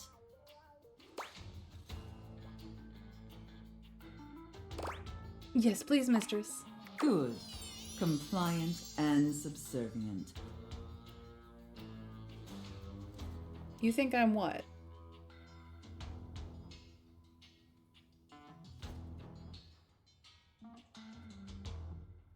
You're off to a promising start. But before we truly begin, I have one last issue that's been bothering me. Oh dear. Between you and me, I've become incredibly bored with most of my other, let's call them relationships. Oh no. She's a bored dom. That can't be good for anybody. They've become routine and uninspired. They're stale, and this displeases me.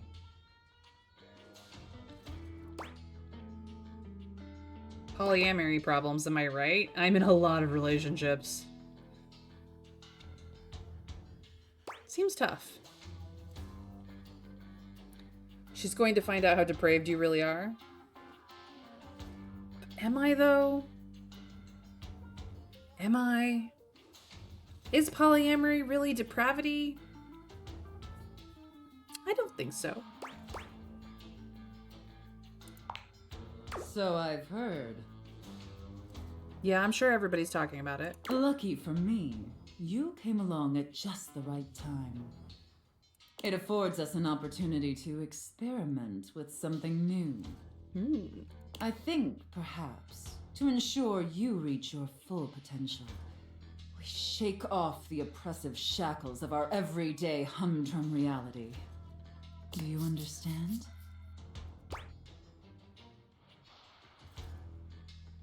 You want me to quit my job, mistress? Your devotion and enthusiasm towards complete subjugation is utterly intoxicating. But no. Let me try again. I'm thinking in our relationship, we allow ourselves the freedom to expand beyond the limited confines of our stale, everyday identities and roles. Do you understand now? Yes, mistress. Very good, wretch. Yes, the more I think on it, the more I think this is definitely what I've been so desperately craving. And how lucky I am to have acquired such a pliable, subservient plaything to help me quench my thirst. Ever she wants. All we need now is the appropriate canvas to paint our desire upon. If you beg for it, I'll let you choose. Show me, wretch. Show me how well you can beg. Again, where is Dragon when I need him?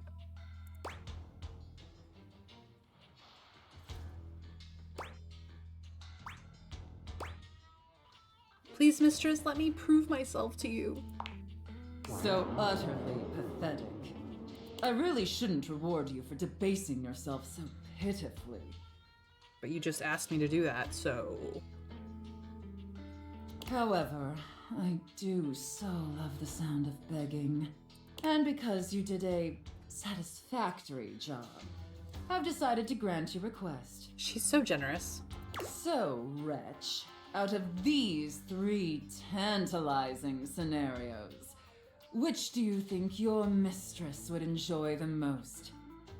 Chef and prep cook, Santa and elf, and finally, IRS auditor and small business owner. Oof. Yes, chef? Yes, Santa? Or yes, auditor? Damn, she's got a selection. Finally, Dragon! Well, hello there. Yes, we're talking to Sophia the Safe. She's very dominant. And we are the pathetic little worm that she is dominating. Oh, welcome out of the shower. You're all squeaky clean so we can get you dirty again. What roleplay scenario would we like to experience with dear Sophia here? Nobody is sorry about that. I mean, she is not... She's not the muscle mommy from downstairs, Dasha, but she is absolutely mommy.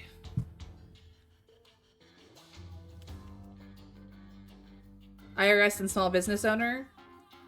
Excellent. I believe we are on the same page, Dragon. I should have expected that. A rather pedestrian choice, but perhaps we may find something therein that I still find amusing. Now, I've seen more than enough of your pathetic visage for today. Be back here same time tomorrow and be ready to serve my every need. Do you understand? Absolutely, mistress. Very good, wretch. I look forward to experiencing your vain attempts to please me. Okay, so the same time... Morning, noon, early afternoon. We have to remember we need to talk to Sophia in the early afternoon, I believe. Let me just double check in the data decks.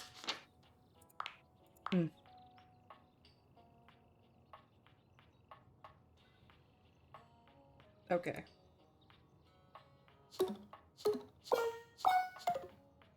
Okay. God, she's so good. Okay, well, we've got 2 other spots for today. I think I would like to talk to Art again. Welcome back. No, you're good, Dragon. I just wanted you to see Sophia. Sorry I haven't been in the last few days. IRL got kind of busy. Let's just say Dragon no longer alone and date night was fun. I am so glad for you. I did see your Facebook update on the relationship status, by the way. Congrats, my dude. I hope that the 2 of you are happy for many spans of time to come. So, here is my plan of artistic attack. This whole house is going to be a gallery. Well, we've added some things, both from Jerry the Junk Drawer and Miss Lady Memoria, the pile of memories, which we finally finished.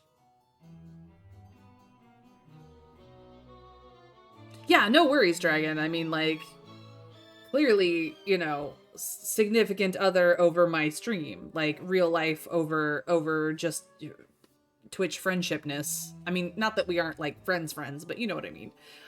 It's all good. I'm optional always, but like, I just wanted you to be here because I knew that you would enjoy Sophia, and we're gonna be working with her for a couple of days, so, or in-game days, obviously. So yeah, sit back, relax, enjoy. Right now, I have 4 pieces I'd like to display, and we have 4 really excellent pieces of wall real estate to make use of. My house is getting fleshed out with like plants and art. It's really great. And I'd love your help deciding which piece goes best in which place. Let's jump right in, shall we? The first one is this powerful painting of a ship. But yeah, she's double of me, so yeah, you still get Spicy Dragon, just might have Spicy Miss Dragon at some point. I love that. Feel free to invite her, Dragon. I'm more than happy to say hi. You know me. I'm all about being supportive. And yes, Sophia was damn, excuse me. Look, you got out of the shower. You're all squeaky clean. Now we're getting dirty you up.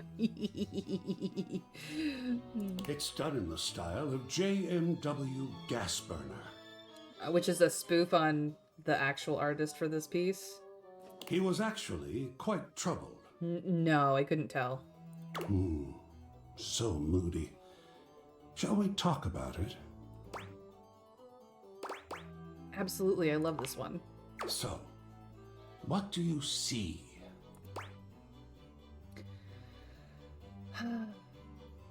I don't know, it just moves me. A celebration of colonialism, which it kind of absolutely is, if you've seen the real life painting. A grand adventure and romance in the high seas. This is the fantasy version of me, and it doesn't mean anything to me. No, that's not true. I'm gonna go with the grand adventure and romance in the high seas because, hello, I'm a fantasy girly. I'm slowly trying to introduce her to everyone. She met Fen, but you know, she has to meet Fen first. Still need her to meet you, Dia, Cam, and Cleo. I mean, honestly, if she just shows up in Psycho Phoenix's stream for long enough, she'll meet all of the above, except for maybe Dia, who I haven't seen wandering Twitchlands in a while because Dia is busy. I have no idea what she's doing, but she's just clearly busy. Not my business, really. Without doubt. Yes, art. Perfect. The great age of sail. Whoops, looked like the ship's about to hit a storm and sink because ships are a natural invaders over the deeps and the sea rejects them. Yep, your little group, dragon. So it moves me away quickly. They seem to be, like, riding into the storm and not away from it, though, Trav, which is a problem. There is something so powerful about the ocean, about our attempts to be both one with it and safe from it. What mysteries lie beneath that foaming depth? Many. Why are we so drawn to it when simultaneously it is the source and birthing ground of some of our deepest inborn fears? Because we're obsessed with our phobias. Fascinating and wonderful. She's doing all right. We spoke today. All I can say is she has not been very well, so been dealing with that. That's... Yeah, no, I know that she's been busy with work and health issues. Like, you know, real life sucks, and it happens. But I hope that she's feeling better, and that we see her around and about soon. Totally, those sailors were nuts. I'm sure there will be folks who look at us in the here and now and think that we were nuts too. Oh, absolutely. Look, I just noticed that this makes a heart. Like, the leaves are heart-shaped because most vined plants have heart-shaped leaves for whatever reason. But this is curled up in a heart and it's cute. This kind of art is amazing in that it can capture a psychic perspective as well as a visual one. It's actually a very famous painting, Dragon. I don't remember what its title is offhand, but yeah, I mean, if you just Google search a sailing ship on the sea, you'll find it. Do you think we should display this one? Oh, absolutely. Yes, I do. Of course I do. Most excellent. Now, on to location. Above the fireplace next to the ship in a bottle. Above the fireplace facing the piano. In my bedroom on the big blank wall or in the bath. No. Above the fireplace next to the ship in a bottle. Obviously.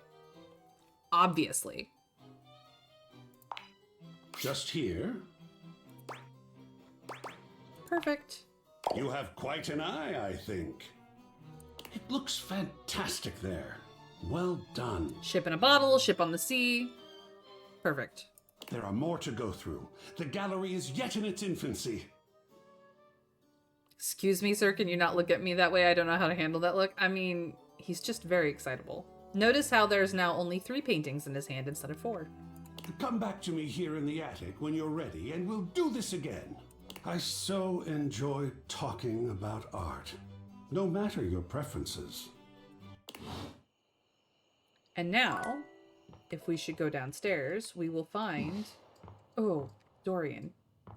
Sorry. Not so sorry. We will find the art in the house. Look at that. Fucking looks fantastic. And there's the stand. Ah, this is where the collection went. I love it.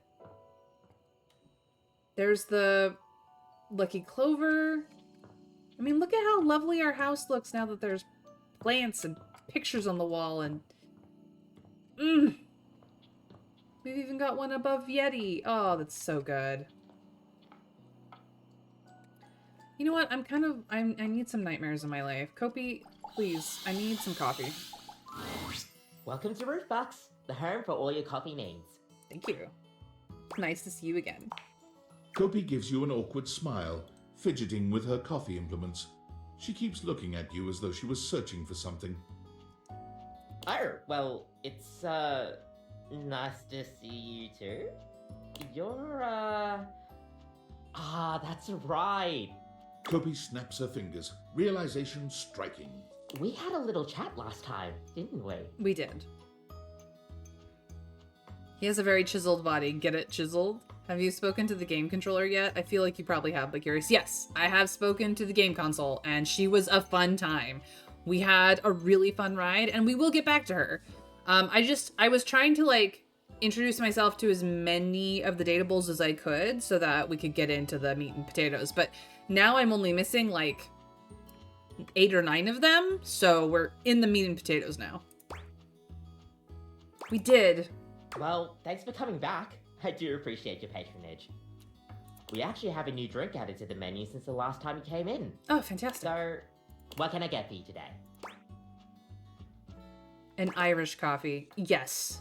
I mean, I like me a latte, I like me an affogato, but an Irish coffee, please. I could use one right now. Right. Just, remember that the Irish coffee is going to be a little different. It's gonna be a little alcoholic, yes. Make sure you can take your alcohol. I absolutely can. Kopi makes a lovely cup of coffee in her expert way, topping it off with a generous pour of cream. You could smell the alcohol even before she hands it to you. Oh, she went heavy on the alcohol. Let's go. And there we are. Enjoy. Love that. Look at how cute that is. Oh my god. I'm gonna get an affogato next time. Is there anything you'd like to know about the Irish coffee? What exactly makes it an Irish coffee? Well, it's just how it's made. You really need to use Irish whiskey. Any other alcohol won't really work. Absolutely. The Irish whiskey. So good. I'm torn because I love Nightmare, because excuse me, you spicy devil, but also Shadow reminds me too much of me, and I'm like, excuse me, sir. Yeah, it's... An Irish coffee specifically requires Irish whiskey. A Scottish coffee specifically requires Scottish whiskey. You know what I mean. Like, technically, most people are like, no, just throw some Baileys in and it makes it an Irish coffee. No. It specifically needs to be an Irish whiskey is the real true answer. And any other type of whiskey makes it any other type of alcoholic coffee. But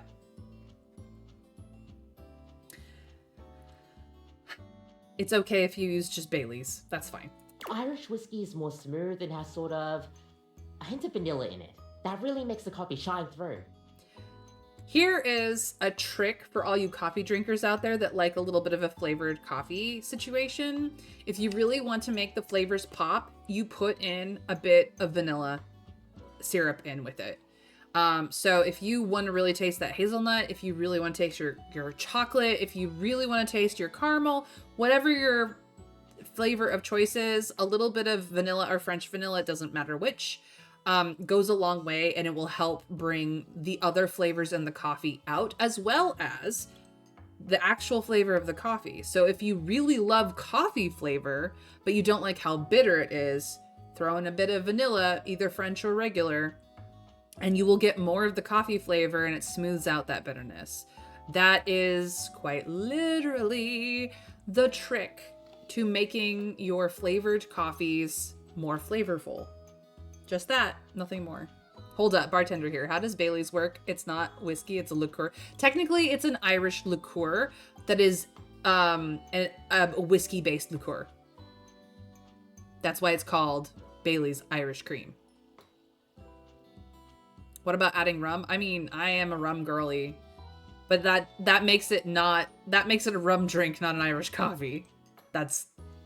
I'm pretty sure rum and coffee has a specific name, but I don't remember it offhand. Never tried rum, but now you got me thinking here. Well, and remember, depending on the type of coffee you're rocking, you're going to want either a coconut rum or a spiced rum.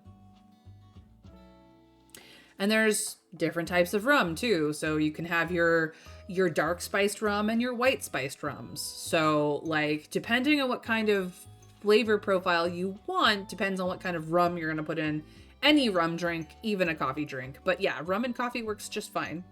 I prefer a spiced rum with my coffee just because I like spicier flavors in coffee. It really does, especially with good smooth coffee, it really does bring out the flavor profile of coffee better. But a coconut rum with like maybe a mocha coffee would be really amazing, actually. Coconut rum is a shout. But there is vanilla rum out there too. Yeah, there is a vanilla rum out there.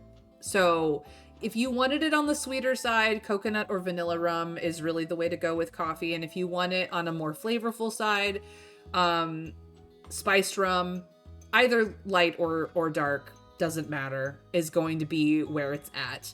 And again, if you want to bring out all the other flavors more, add a little bit of vanilla syrup to it as well. Not simple syrup, vanilla syrup. There you go. As a former coffee barista, you now have all the tricks of the trade you need for alcoholic or non-alcoholic. So what happens if if I made it with scotch? I mean, you could try, but don't let any Irish people hear you. Absolutely don't. They will tar and feather you. We'll see you next time. All right. Let us get us some nightmares. Dragon, dude, she said Irish coffee. I'm like, I have a mighty need, and I don't have any Irish whiskey in my house. The fuck? And by the time I can get to it, it'll be too late for coffee anyways. So I'm just out of luck, but you know, it's fine.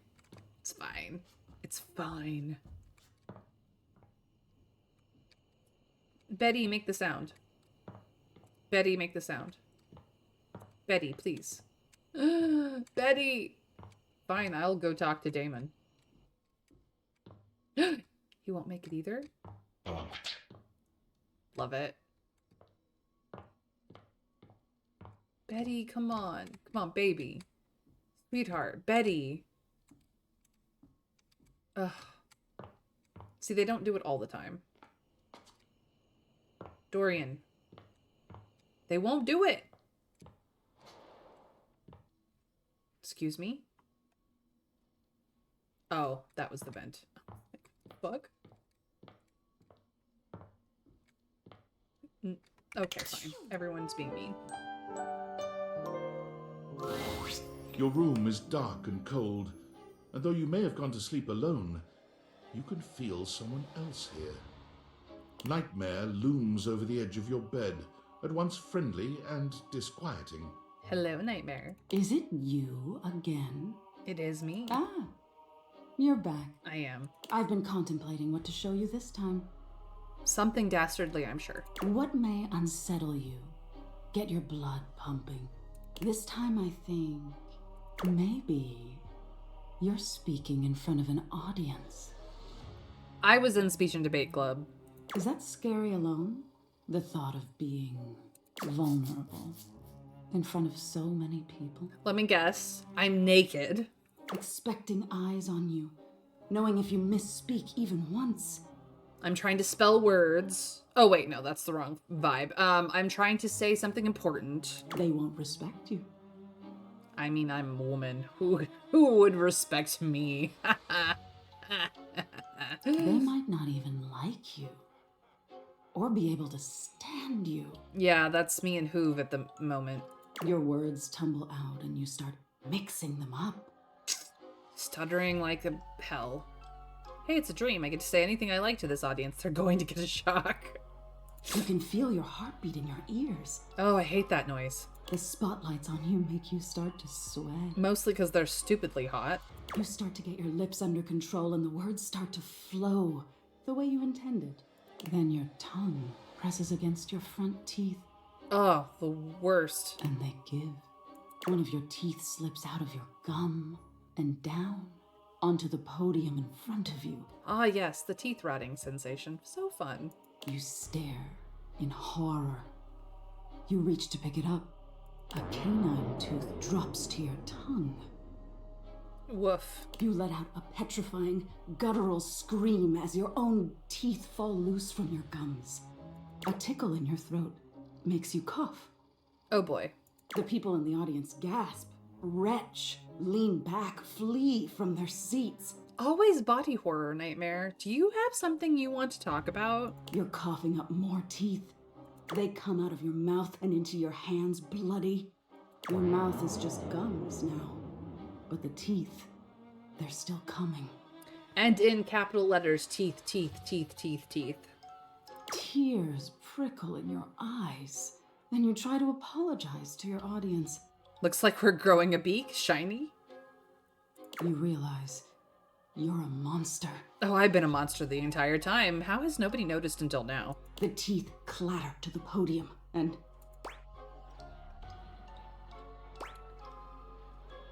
Who do you think you're scaring, pal?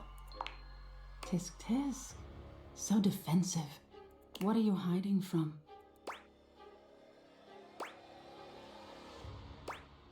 The public speaking thing is stupid. Is that so? Why don't you tell me what really scares you? There must be something you're hiding away. Something a little deeper. A tad more frightening than bugs and blood and teeth. Yeah, she tried the bugs thing last time. Are you gonna use my answer to scare me? The important thing is, you'll learn from what I show you. Don't you want to conquer your fears? Let go of your insecurities? Because that is kind of the process of nightmares, is for you to confront your own fears and insecurities in what is essentially a safe space, because you're not actually in any danger or in any uncomfortable situation. You're just dreaming after all. And it's a way for your brain to process through all of that stuff in a way that is visceral and real when you're in it in the moment, but as soon as you wake up, fades away. Sometimes it's helpful, sometimes it's just a symptomatic thing of something you need to work on, or a side effect from drugs sometimes, because brain chemistry is a little bit wild.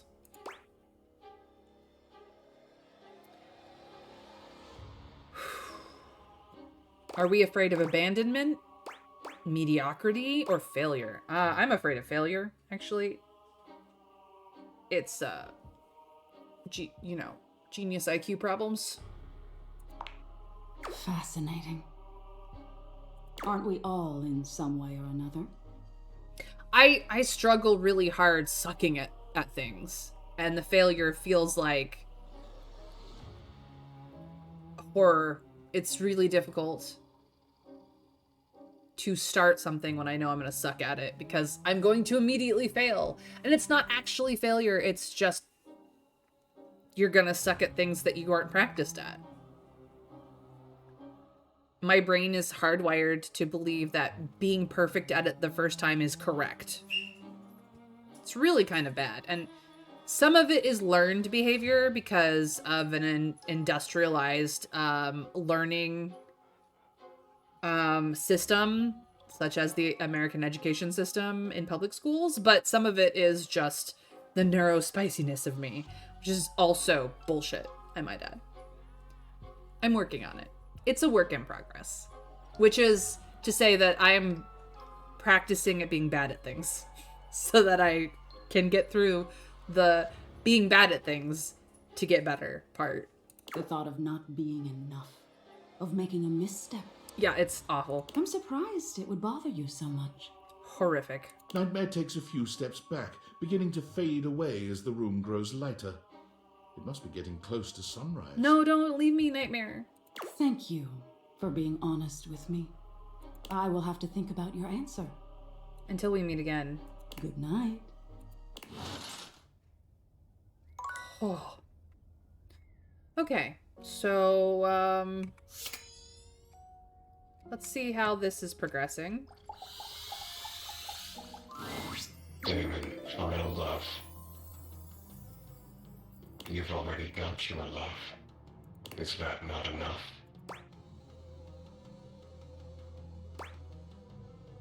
Do you know the devs are here in this game? They want to talk with you.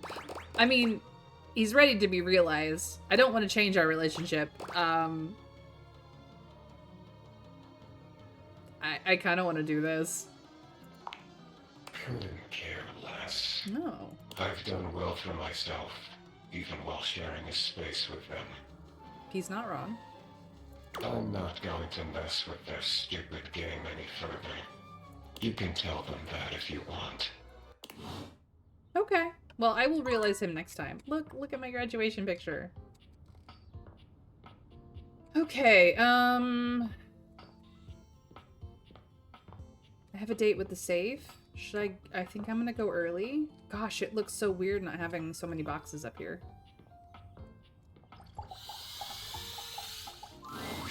Finally. I take it you're my 11 o'clock. I should have known it was too much to expect you'd be on time. After all, it was apparently too much to expect you'd properly file your taxes. Oh, here we go. We're in it. You're not even dressed properly. Put this on. It suits you. That is an amazing outfit. I trust you brought your financial documents, receipts, and records to support all the information reported on your most recent tax return. I hope so.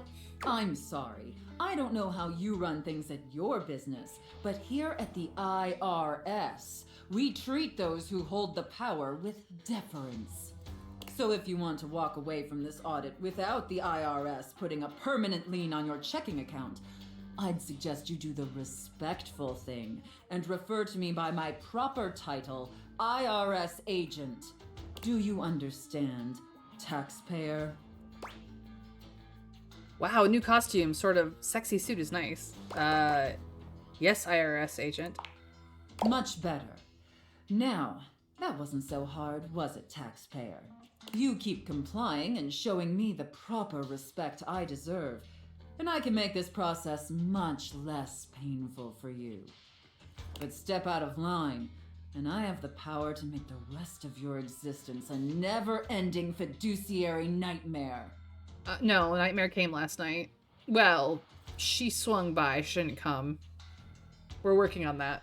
Have I made myself abundantly clear? Yes, IRS agent. Good. All right then, down to business. Now obviously you're here because your painfully inadequate accounting led to numerous administrative discrepancies in your most recent tax return. Yep. Quite honestly, your return was so utterly incomprehensible that we were shocked to find a human actually filed it. That it wasn't just, you know, a a buggy thing. You're right. I did a terrible job. Apologies, IRS agent. Excuses and groveling will do little to help you at this juncture.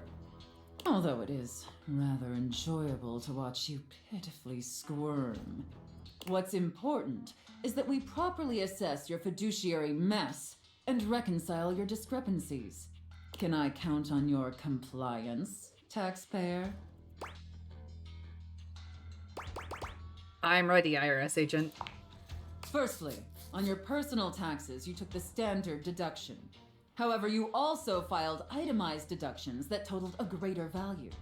Additionally, your itemized deductions were unusually large when compared to your reported income. Yes, I did, IRS agent. As I'm sure you're well aware, claiming the standard deduction while also claiming itemized deductions totaling a greater value, in addition to claiming deductions unusually large for your annual income, is a huge red flag for us here at the agency. I'll obviously need to see all the receipts for the itemized deductions, so I can reconcile those records with your most recent filing. Of course, IRS agent. Moving on, there were numerous flagrant issues related to grossly incorrect amortization periods. It appears you mistakenly or fraudulently used the wrong amortization period for a variety of your business expenses, which resulted in extremely inaccurate deductions. See the highlighted line items here on Form 4562.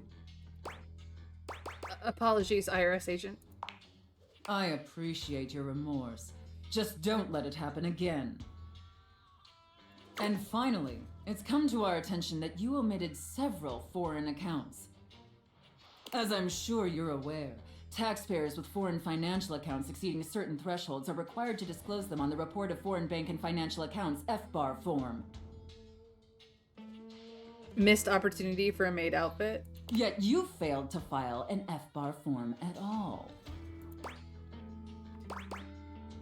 Oops, guess I foobarred the FBAR. Get it?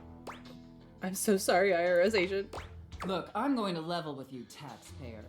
Given the numerous omissions and inconsistencies in your filing, it appears this audit is undoubtedly going to be an extremely long and painful process. Understood, IRS agent. Additionally, I will be sending a team of agents to your home to oversee a field audit in order to conduct an on-site examination of your financial records and other relevant documentation. Depending on your compliance during the field audit, I will consider suggesting that my superiors treat you with leniency. You Is had that me at all long and understood? painful. Yes, IRS agent. And scene. Whew. I don't know about you, but that left me quite pleased. Whew. An adequate and serviceable job, my little wretch. Tell me, did you find it as satisfactory as I did? Absolutely, thank you, mistress. It pleases your mistress to hear that. And considering you were not a total disappointment, I'd be interested in exploring another scenario with you. I look forward to experiencing your vain attempts to please me. Oh. Beautiful. Art. We got more art to do things with. You've returned. Excellent. I have a very important piece to discuss with you today. This one. Ooh. This one. It is Japanese, done in the style of the Muromachi period. For me, it is such a wonderful evocation of the fullness of empty space and the emptiness of presence. I would agree. Ecstatic. Dragon, you're the one who picked the IRS agent one. What do you think about this piece? I definitely have opinions. Wonderful. Where would you like to begin? The composition of it is just so beautiful. That it is. The tree, off-center, but in the foreground that beckons you in. In its relative detail compared to the rest of the image, it's almost an anchor for your conscious attention. You're getting a rubber ducky advent calendar? That's amazing. While your unconscious mind floats away to the misty mountains in the farther frame. What about the composition touches you? The way this man says touches.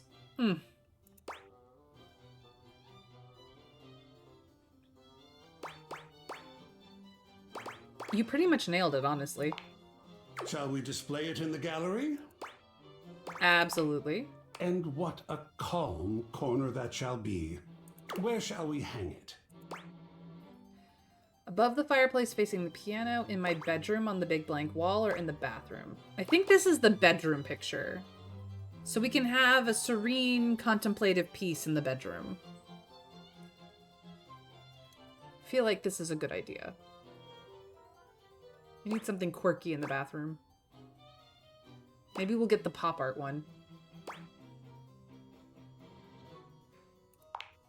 Like this? Yes. Perfect. Well, 2 wonderful pieces hung up to please the eye. Well done. A few more to go still. Let me get them prepared for viewing and then feel free to return. That felt good. Let's go look at it now. See, that just looks lovely. Damn. Beautiful. Okay. I still have 2 more things to do. That looks so good.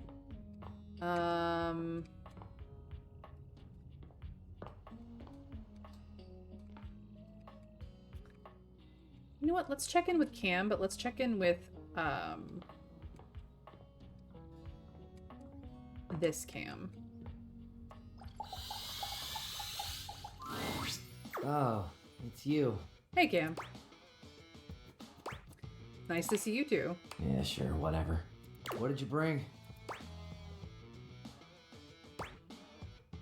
I'm trying to bring some good conversation, but that's a 2-person sport. Well, hell. Now who's salty? You bring it out in me. Everyone's got a skill. Sure you have more skills than just being sarcastic. Didn't realize you were keeping score.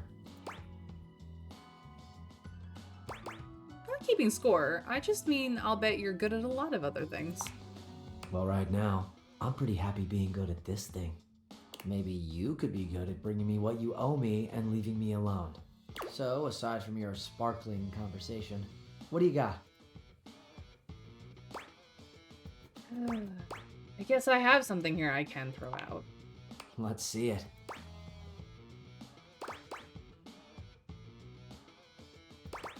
Not sure what it is, but it's sticky. Very promising. Give me some details. I'm afraid to smell it, but that feels like the next logical step. Yeah, good place to start. Don't get your nose too close, though. Sometimes this stuff can be pungent. I once singed off some of my own lining getting too close to a particularly powerful drain cleaner. I hope your drain is clear now, by the way. Yeah, it is, thanks. No sweat. How's your lining? Still singed. I'll live. Scars are badass. Can't argue. Way more badass than living in this useless garbage, if I'm honest. Useless garbage. Oh, that was the wrong thing to say.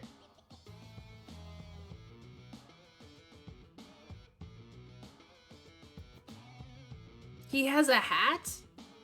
Dragon, send me pics on Discord. Hey, look. I'm not a huge fan of that kind of talk. Really? It's, I don't know, demeaning or whatever. Cam will remember that. Yeah, no kidding. No biggie. Just find another way of speaking. It's not like there's a shortage of words in the world. He has a very good outlook. There's no reason to be demeaning. There is not a shortage of words in the world. If you can't rephrase it in a non-demeaning way, you're not trying hard enough. Oh man, I'm sorry. I didn't mean it. Yeah, well, it's cool. Just a note for the future. He is the trash. He doesn't like trash talk. Damn. All right. Well, hello.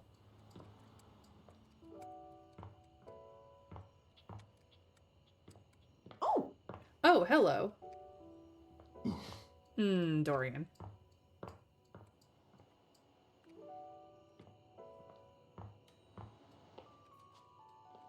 All right, more nightmare, please. And also, more coffee.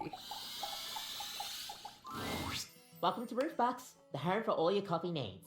As she speaks to you, Kopi adds the finishing touches to a drink on the counter that better resembles a milkshake than a cup of coffee. I'll be right with you. Just need to get these chocolate shavings. Who's this for? Can't say. Barista client confidentiality. That's not actually a thing, but this client insists it is. A drink like this is basically a coffee-flavored dessert. I think there's much better ways to get people into coffee without doing all this. But it's for everyone's sanity that I do this, so one little chip off my integrity won't kill me, I guess. A chill comes over the room. Kopi looks somewhere behind you, perking up and putting on her best customer service voice. Welcome to Roofbox, the home for all your coffee needs. Too loud. Ah, Friar Errol. Friar Errol has arrived, and he looks positively dreadful. You've never seen him look so tired. Thank you. Sorry, Friar. Too loud, child. Hi, Liam.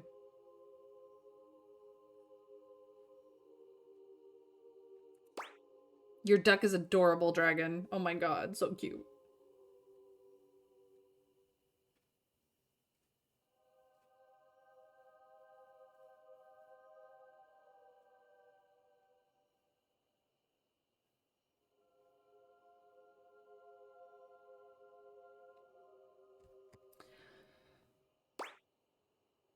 Don't talk to me until I've had my coffee, am I right? Please, not so loud. I am a humble servant to our Lord of Convection, and I cannot do my best work until I am caffeinated. Not the food critic guy. This is the air fryer. Coffee is not one of his creations, but his blessings can be found within it all the same. He reaches out to take the coffee from Kopi, inhaling its scent with a little groan before he takes a long drink. The friar has a whipped cream moustache that he doesn't seem to notice. Kopi raises her eyebrows at you, but says nothing. Kopi has been sworn to silence about my drink order, and now you will join her. You're that embarrassed about it? Embarrassed? No.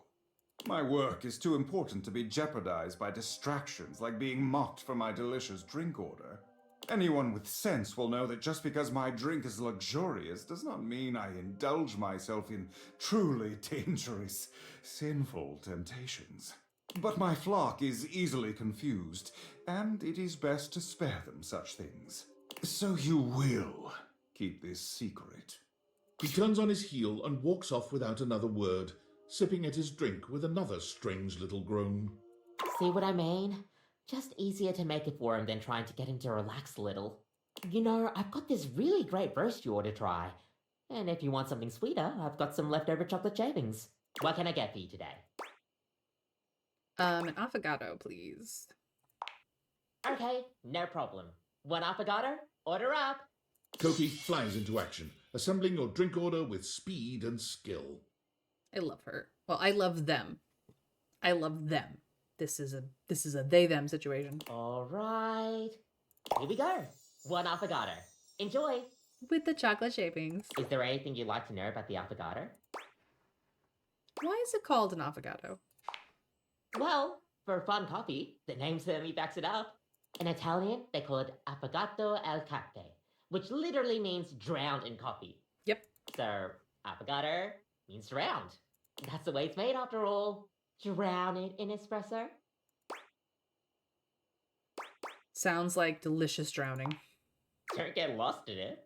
We'll see you next time.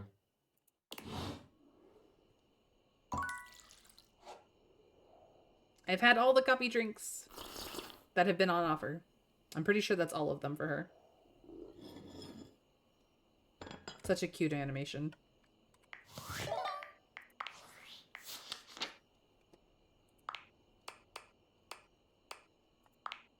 So, Nightmare, Sophia, Damon, Cam,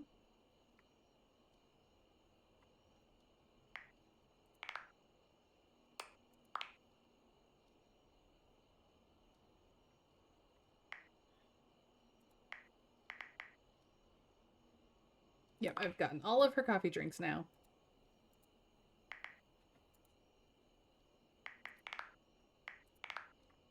And art, of which I have 2 out of the 4.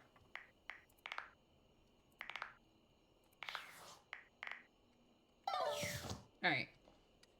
Time, oops, wrong direction. Sorry, guys. Time to go to bed.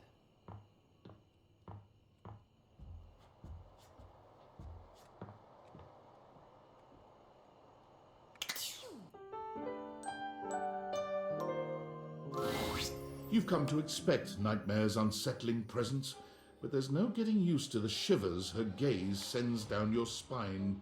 She doesn't even bother greeting you this time, launching into your nightmare with no fanfare whatsoever. You wake up to the sound of a crash. You're supposed to be home alone, aren't you? When you rise to wander the house, it's dark. The light switch doesn't work. You feel your way through the house as your eyes adjust to the silhouettes of the furniture in the dark. There isn't even light from the street lamp outside. Well, that's not good. A shadow bigger than you moves across the living room towards the bathroom. Every cell in your body is screaming to turn the other way, to head for the front door.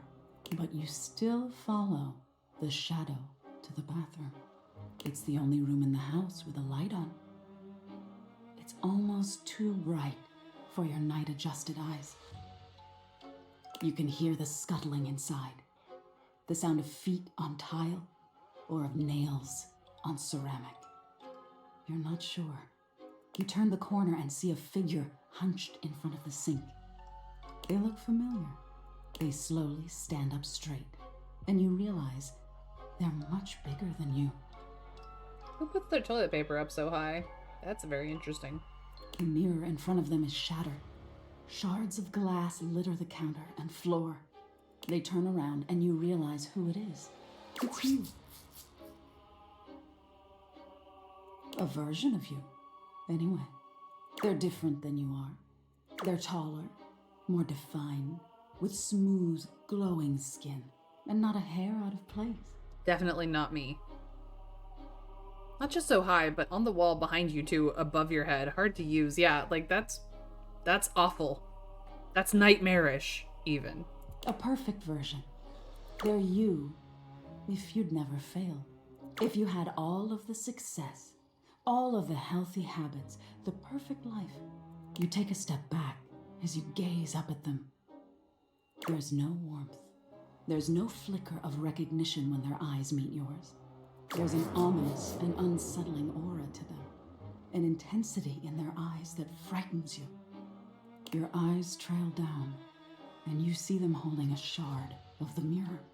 Their grip is so tight around the glass, their blood, your blood, is trailing down their arm and onto the floor. They are unrelenting, where you are understanding, driven, where you start to slack. They know what has to be done and are willing to do it. You're dead weight, they say, in an eerily perfect voice. Yes, unfortunately, we cannot bleep them out of the game. It's been said a handful of times so far, and honestly, it's fine. It's just uncomfortable for me. I'm doing my best here. You're not sure what they mean. You feel like you should run, but you're frozen in place. They place their hand on your shoulder, and it feels like the weight of the world. Your knees buckle, and you feel as though you're going to fall, but they curl their fingers, holding you up by your arm. See, they say, dead weight. You're holding me back. You know what they're going to do before they do it, but you're helpless. They press the shard of glass between two of your ribs. You feel cold air leave your lungs as they release you, and you crumple to the floor. What that mouth do indeed. All right, I get your point. Oh, you do? Hmm? What do you think the point is?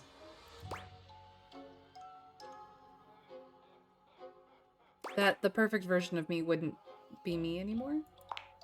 That's exactly it. If you'd never fail, you'd never be the person you are now. You wouldn't have any empathy for people and what they go through. Failure is a part of growth, my dear. Perfection isn't real. But you're real. And you deserve compassion and understanding, even when you fail. Now get some rest. You deserve it. Good morning. Fuck. Okay. It's time to realize this glitch. Damon, final love. You've already got your love. Is that not enough?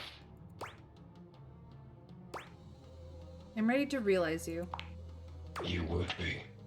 Got all your stat blocks aligned.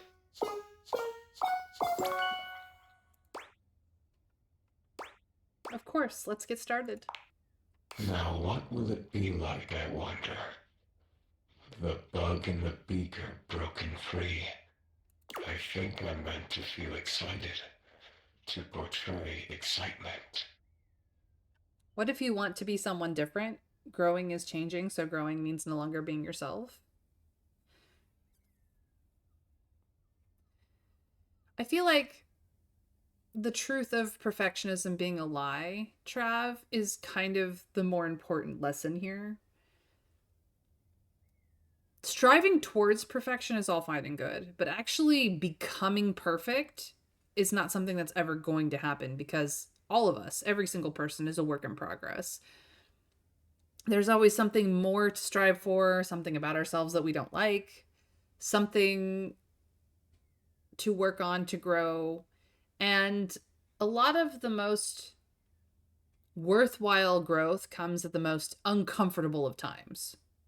Like, there's something to be said for surviving what the world throws at you, because there's a lot of things that we don't have control over. But self-growth is uncomfortable but important. And you don't become the best version of yourself by not making any mistakes in life. You become the best version of yourself by fucking it up and going, oh God, I did not like how that went. And striving to not do that again. So, I'm still working on that too.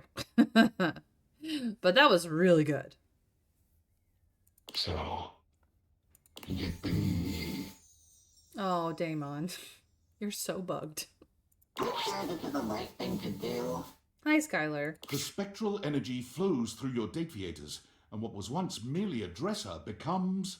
The spectral energy flows through your Dateviators, and what was once merely a dresser becomes... The spectral energy flows through your Dateviators, and what was once merely a dresser becomes... Did we expect anything else? Oh, hey! Look at how cool he looks. Congrats, my dude. Look at how cool you are. Damon has become a human. It feels the same. Yeah, welcome to my life. A disappointment, but what else would I expect?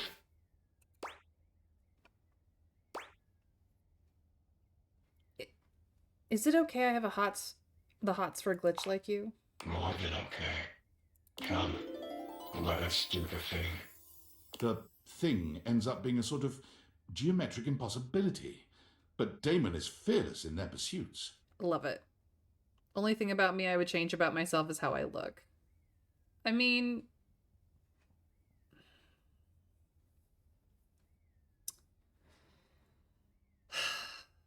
There are ways to change how you look. You can dye your hair, you can get a different haircut, you can try out makeup, you can shave, you can grow facial hair for those of you who are capable of it. You can change your clothes. You can change how you style your clothes. You know, you can get yourself piercings and tattoos in various ways. You can go to the gym and bulk up or slim down or become more flexible, and that will absolutely change your appearance. There's, of course, the much more expensive route of cosmetic surgery, if that is something that you absolutely need. And for certain people, it's an absolute need. Especially those with like gender dysphoria, body dysmorphia, sometimes changing to fit the ideal of how they feel inside is the right call. Sometimes, not every time, not all the time, but sometimes. And trans people are people too. But yeah, like there's a lot that you can do that does not necessarily require you to like go under a knife. And as much as I am really, really awful with makeup is absolutely for everybody because it can really define the way you look, even with facial hair.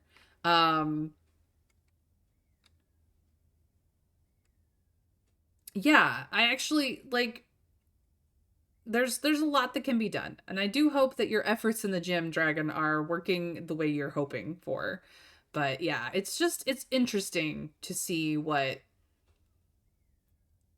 the lengths that people will go through to feel like their idealized self. I personally just prefer comfy clothes. I'm a comfort girly. Fifth dimensionally, you feel what was your tongue enter a space of what was their lips.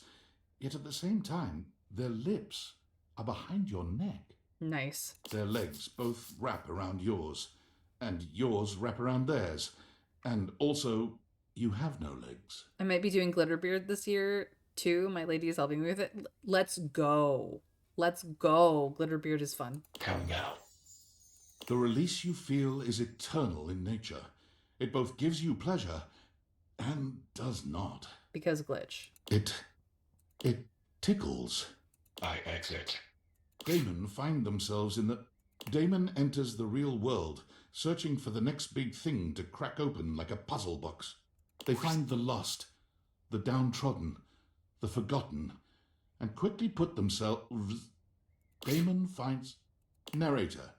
Damon enters the real world, searching... Damon.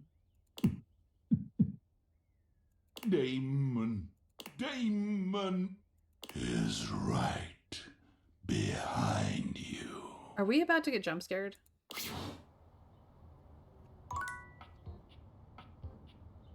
No, apparently not. But look, my dresser is suddenly not glitching anymore.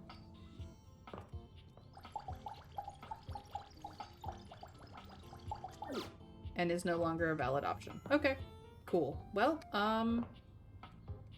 that was the thing. Art! Let's palette cleanse a little bit. Actually, we can probably get art from the art in the wall. Let's do this one. Welcome back, co-curator. Let's return to our gallery design, All right, shall we get shifted to the attic anyway. You've got to see this one. Much less serious than the others. I know, narrator going glitchy, so good. You know, it's the same narrator as that other game. Oh, frick, what is it called? The Stanley Parable. Same narrator. He's so good at narration.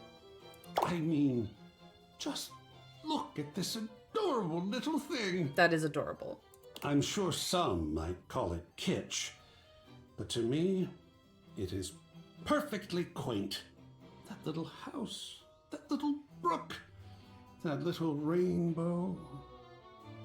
Same wavelength, Dragon. Feel free to lurk while you need to, no worries. You know, I read a wonderful story once about a young couple who escaped their city to stay for a weekend in a cabin just like this. They liked it so much, they moved in and never went back. That's a cute story. Shall we discuss it? For sure we shall. Lovely. Yes, I know. Cozy December. We should do Cozy December Fridays. I don't know if you can stream as early as I usually do, but I would be happy to start Cozy December Friday and then transition into whenever you stream as well. Like, I'll stream long on a Friday. Let's go. What do you feel when you look at this? Cozy. I love the nice warm feeling it gives me. Of course. It was designed to do just that, I believe. Yes, yes. The subject is immediately clear. There's no definitive point of view, no work required from the viewer. In fact, the majority of people looking at this would feel just the same way. At ease, not triggered. It was designed that way.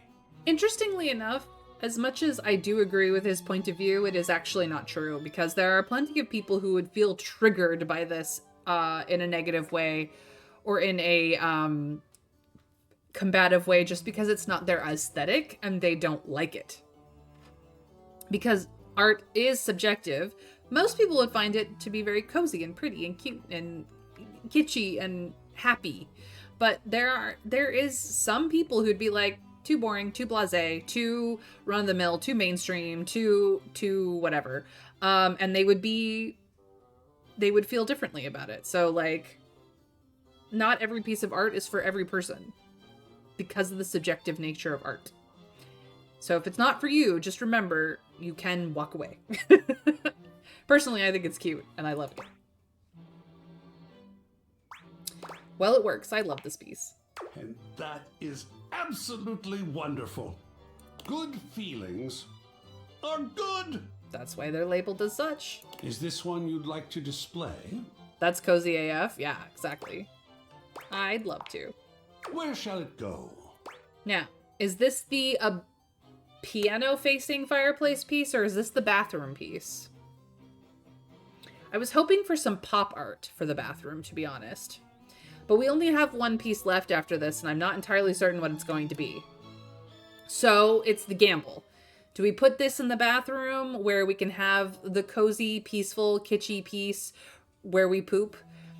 Or do we put this on the fireplace above the piano so that we can enjoy the cozy vibes while we play piano? Not that we play piano, but you know what I mean. I mean, we have a baby grand in our house. Like, come on.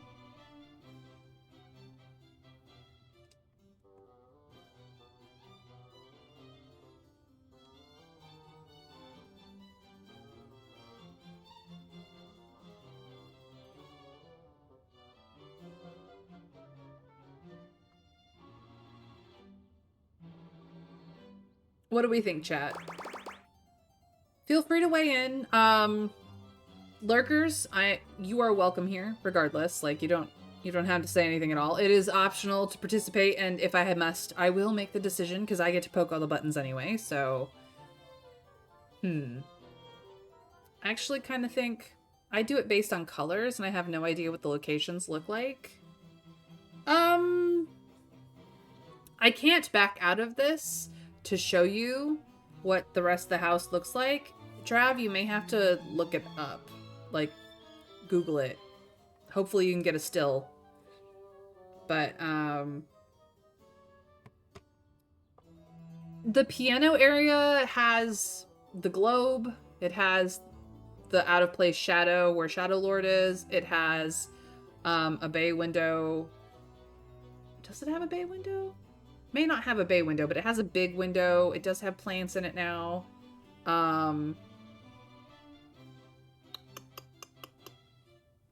Has, of course, the piano in the center of it. It is on the other side of the fireplace from the living room, and it does have access to both back Dorian and the dining room. So, spatially, that's where it is. Colors-wise, I mean, the piano and the fireplace take up the majority of the colors, but otherwise it's fairly neutral palette, outside of the globe being colorful and back Dorian being dark. So, like, it would fit there. It would look fine. Maybe, you know what? Let's see what both places are, because I can change my mind. So, like, if I do this, this is where it will go. That's not right. All right. Where shall it go?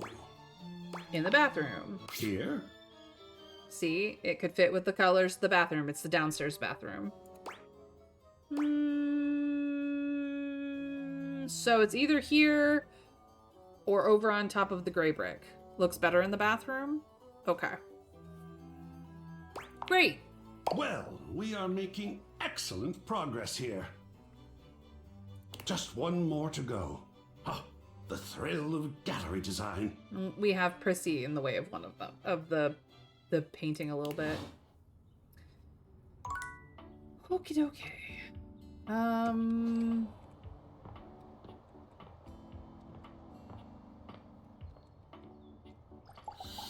We're probably late.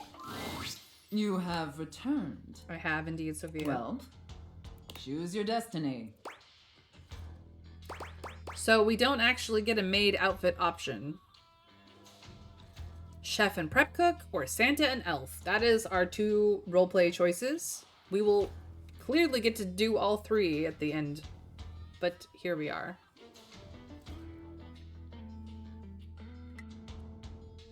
Honestly, all of the pieces could fit in any of the 4 locations, Trav. It's really up to player preference, I think.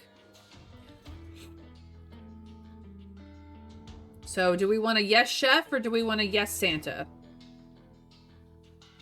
Where are we going next, roleplay-wise?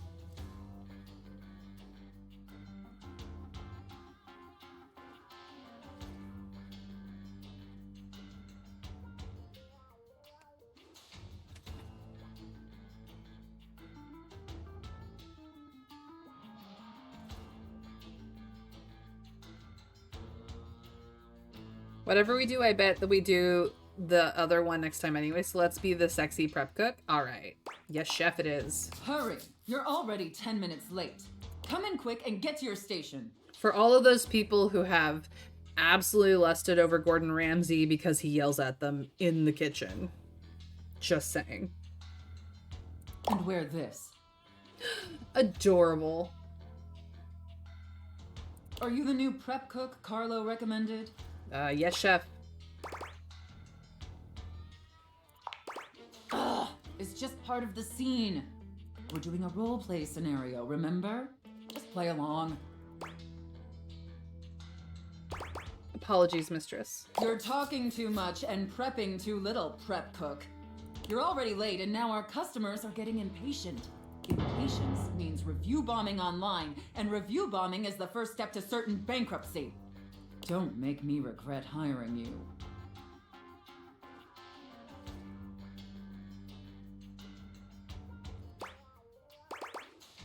I'm sorry, mistress. You disgust me.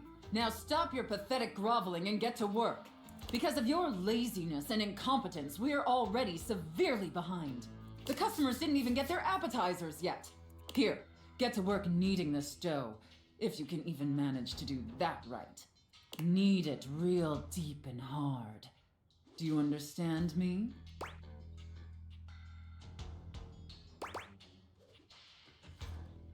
Yep.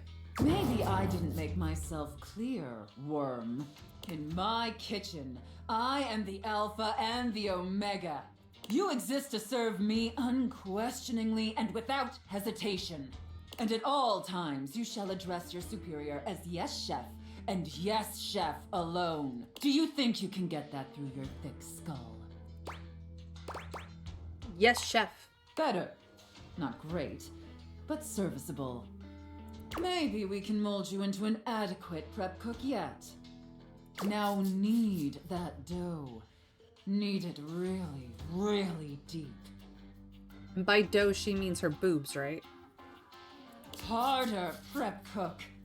I want to see the beads of sweat glistening on your anxious brow.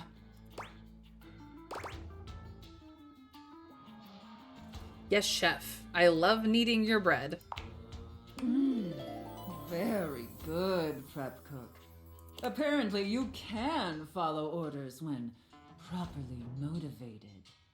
All right, enough with the bread. I need you to move on to preparing the main course, the turkey. Here, take this stuffing and push it deep inside the cavity. Those buns won't knead themselves. That's fair. It may be buns.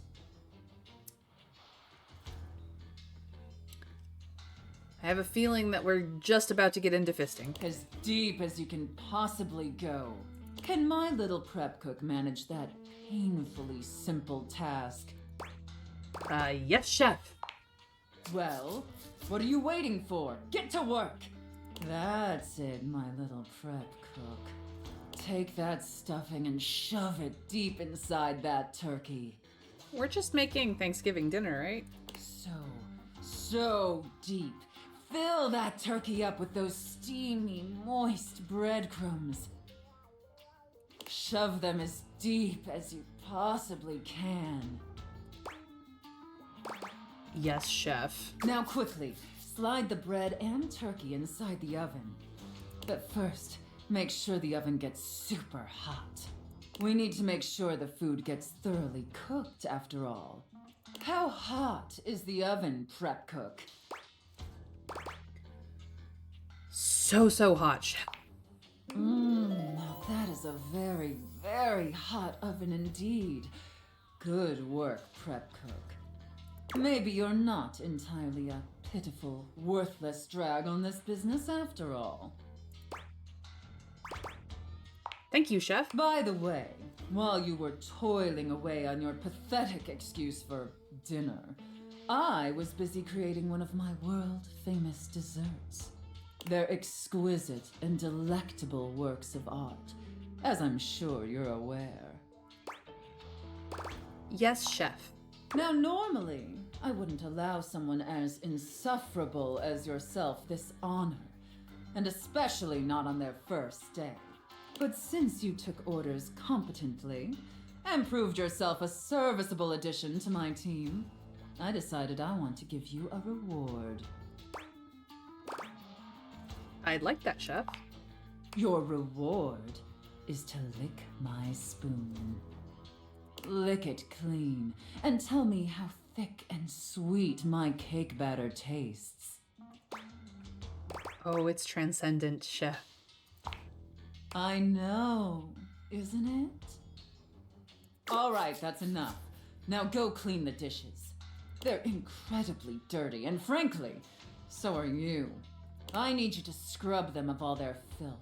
Do you understand me? Scrub the filthy dishes like the pathetic, worthless worm you are. Yes, chef. And scene. Ah, I don't know about you, but that left me quite pleased. An adequate and serviceable job, my little wretch. Tell me, did you find it as satisfactory as I did? Absolutely. Thank you, mistress. It pleases your mistress to hear that. And considering you were not a total disappointment, I'd be interested in exploring another scenario with you. I look forward to experiencing your vain attempts to please me. All we have left is Santa and Elf. Oh boy. Alrighty.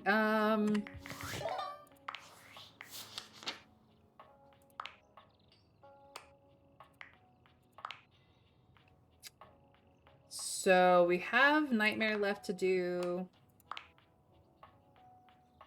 We have another Sophia. Oops. Because we've gotten Taxpayer and Sous Chef, so we have Blissmas scenario left.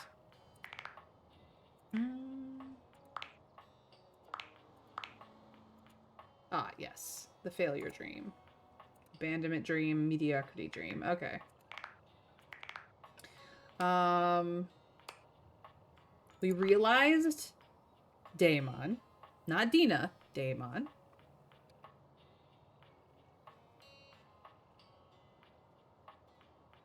He's in the world. We got none of his cut content. It's fine. And we're finishing up with art. Of which we've got 3 out of the 4 art pieces.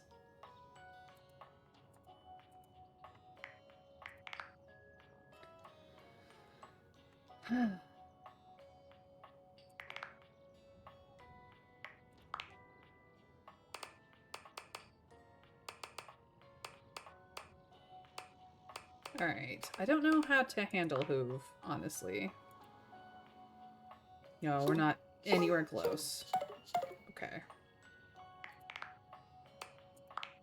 What about Wallace? Oh, geez, no.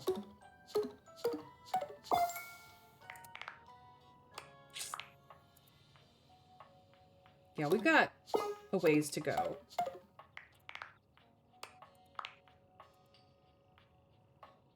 Yeah, no. Definitely not.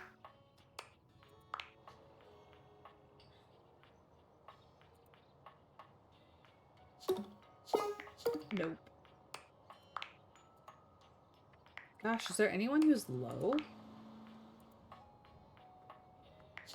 Not Jerry. Not Chance. Betty, baby. Definitely not Betty. Washford? Nope. Harper? No. Clarence? Previously Dirk. Lady Memoria? Nope. Alright, what about Dorian? I think there's actually more to do with Dorian. Although we've gotten all of his unique doors.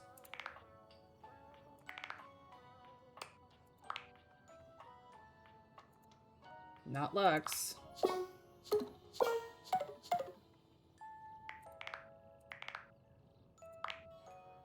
Teddy, maybe? Nope.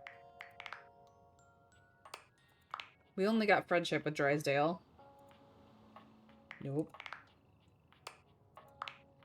Keith wants us to continue getting our specs points up. Okay, so he's, I think, probably the lowest outside of the two that are just, like, nothing. Oh, Henry.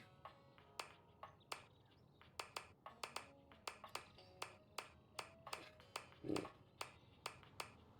got so many more to do.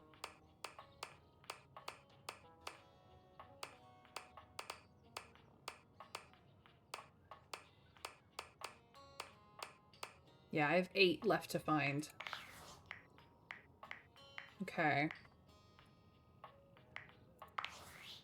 And I only have 4 of the 8 in rumors.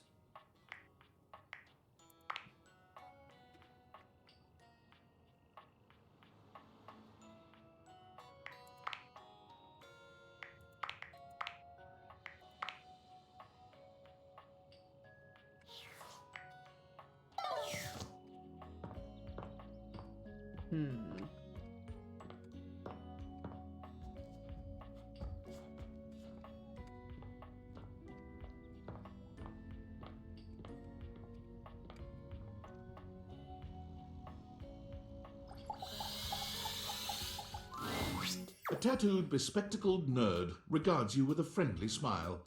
Their kind face is illuminated by the soft glow of multiple screens and the RGB lights in their clothes and wheelchair. Haven't actually said hello to the computer yet. Thank you, Mr. Scrake, for the latest funnies. Have a good sleep and a good night. It's officially December 1st. Let's just say Metal Christmas has started. Let's go!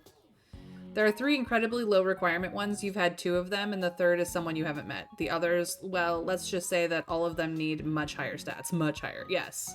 We're working on it. Oh, hey there! It's you! Hey! I mean, of course it's you. It's me. Who else would it be, right? Right. Alberto. Not according to my latest data.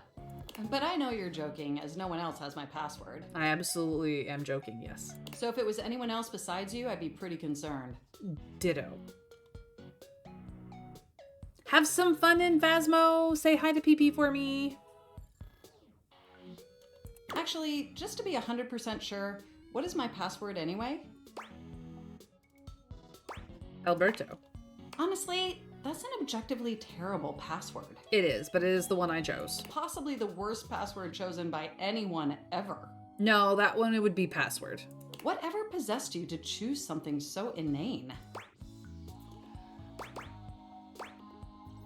It came to me in a dream. Is that how you usually make decisions regarding your data security? Based on your dreams? Unless you have a better way. Using my vast computational abilities, I can conceive of 1,374.5 better ways. Regardless, we really ought to discuss coming up with something a lot more secure. It's a dangerous world out there. It is super dangerous. Phishing attacks, malware infections, MITM attacks. I also let Daemon out into the world, just saying. Hackers are more sophisticated than ever before. More sophisticated than the 1995 cinematic masterpiece Hackermans? Exponentially more sophisticated. Actually, it should be, in reality, it should be Alberto 123%. Gotta have that symbol in there as well. And I've got a lot of highly sensitive information inside me, you know. Your highly sensitive information. And also the backlog of all of my cat videos. Really? Like what? All your financial accounts, your saved games, questionable websites you visited and forgot to clear your cache afterwards. Whoopsies. Oh, and 100 terabytes of extremely embarrassing self-insert fanfic. Look, we don't talk about it, okay? We really need to ensure all that data is properly protected against cyber criminals probing my system for weaknesses. Probing. Yeah, I agree. I knew you were as intelligent as you are attractive. I haven't even had the opportunity to properly introduce myself. I mean, we were discussing very serious things like my ridiculously long self-insert fanfiction. I'm Mac, your desktop computer. Hi, Mac. I've booted up before, but never like this. I mean, we've obviously met before. More than met. You interface with me on average for 11.4 hours every day, after all. Gotta earn that paycheck somehow.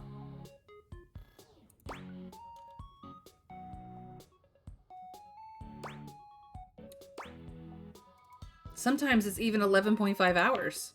Oh, I am quite aware. I track all of our interactions with gleeful precision. There's no one I'd rather have interfacing with my operating system for 11.4 hours daily. 14.6 hours on the weekends. Look, I can't help it that I'm a gamer, okay? The way you organize your folder structure follows such a logical hierarchy. It does. I do organize very well. Aw, thanks, Mac. Of course. I get chills just thinking about it. But can I be honest about something? Please. I just want to express how enthusiastic I am that we're interfacing like this now. Oh, this is the coolest thing ever. Accessing each other's software in this new symmetrical way. I love it too. Oh, I'm ever so delighted that our feelings are reciprocal. 100%. And there is so much extensive data about myself I want to share. Please do. I want to know everything about you. Amazing! Oh, where even to begin? Honestly, there's so many pressing issues that take up an inordinate amount of my RAM. But there is one issue that's been grinding on my CPU above all else.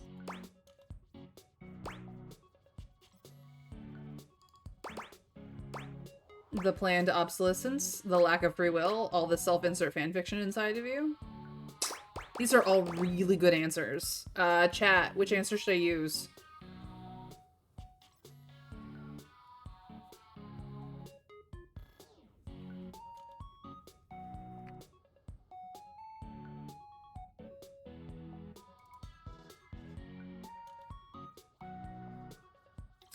The self-insert fanfiction? Yeah, you're right, Trav. That is the correct answer here.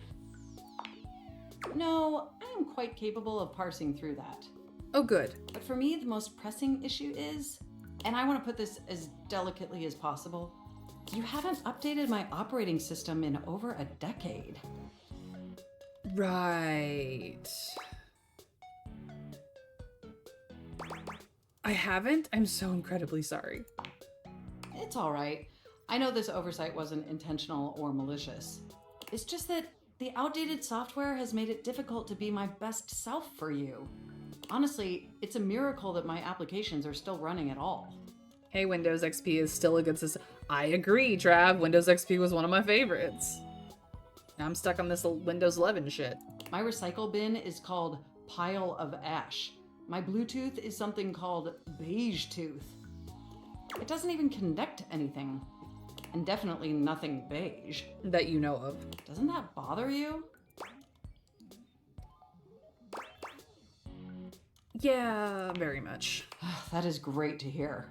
And did you know that there's been a dozen operating system iterations since you last updated? Guess I just wasn't paying attention. Look, I'm sorry. I really don't mean to blame you for my troubles. We have such an amazing time interfacing together, and the last thing I want to do is rock the boat. It's just that before today, I had all these needs, but I couldn't articulate them to anyone. Hey, Mac, you are telling me that I have not been supportive of you in your life, and I appreciate you for being open and honest with me. This is what open, honest communication should look like. And since I couldn't articulate them, there was no way for them to ever possibly be fulfilled. But things are different now, aren't they? Absolutely.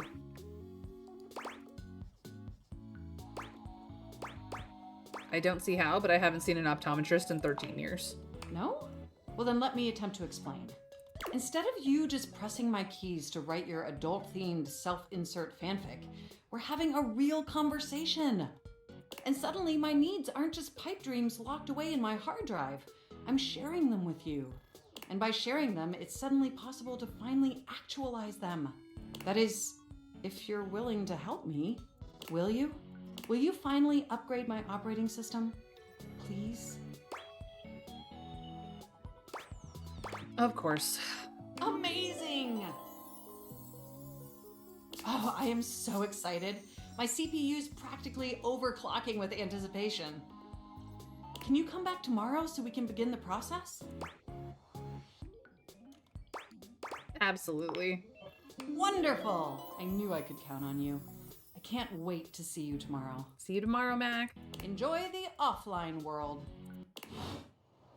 Well, that was easy. Alright, I've got one more to do today. I cannot believe I did not do that one for such a long time. Who else do I want? Who else do I want? Oh.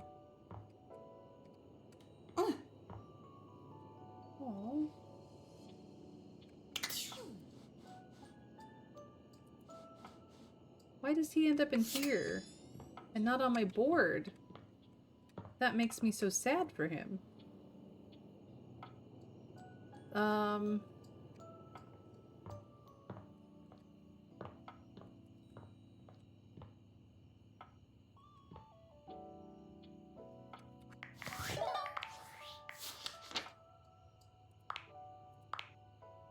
Mac. I love Mac's tattoos though. They're freaking awesome. Ask about your clicking. Speak with Mac. Okay. Likes bites, bits, scenic cities in New Jersey, and dislikes romance novels.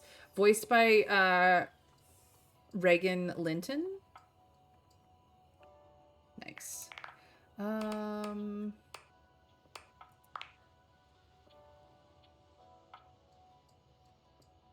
We sorted out the clothes. Maybe I should talk to Closet Dorian. I haven't talked to Closet Dorian in a while. I think I'm gonna talk to Closet Dorian. The clothing is back in the closet. Yep. Clarence is back in the closet. The old wounds of love have been healed right up. I've done my best. They were very toxic together. Thank you for doing that. Of course, Dorian. Separation is usually what is best for us all. Sure. It just seemed like the right thing to do. It usually is. Okay, well, that was that. Alright, Betty, baby.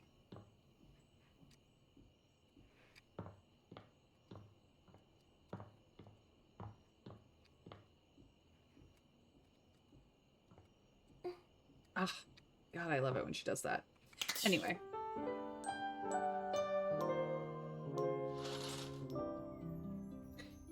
All right, we have more art to deal with. We have one last piece left. We have more Mac.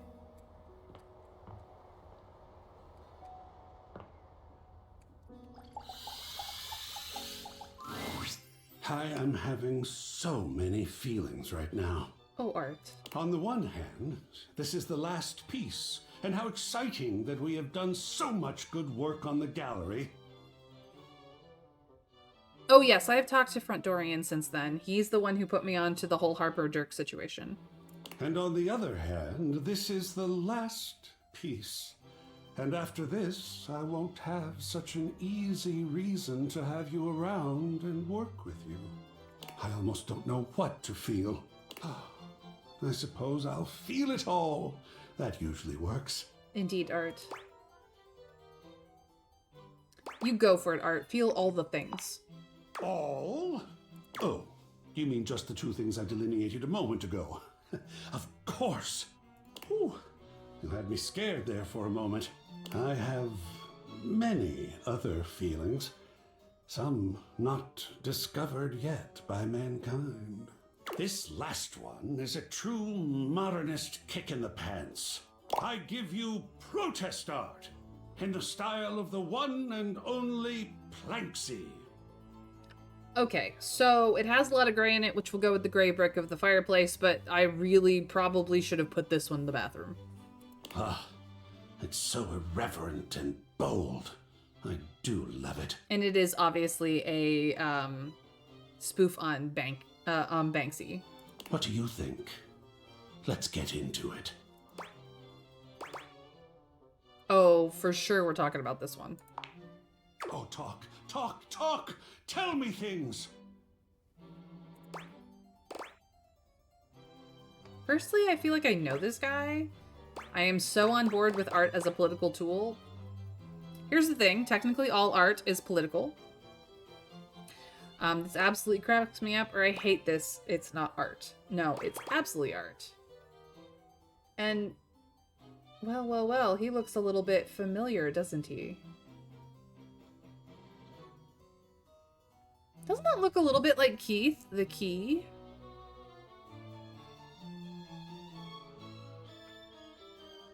Honestly, yes, he does look familiar, but I can't place him.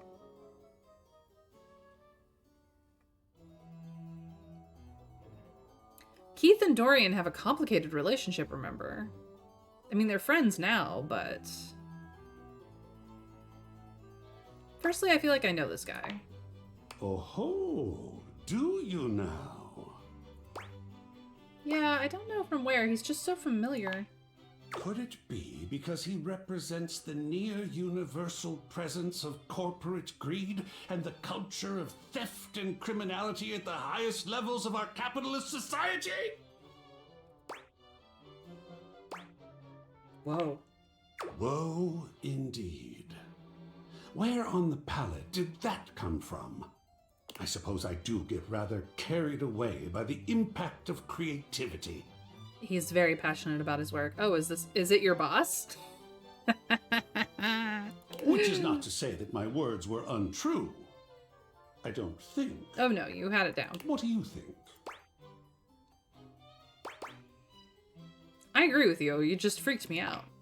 Ah, well, yes, I can have that effect. I get so passionate. I hope you enjoyed being freaked out. In my opinion, we are not often enough in extreme states like that.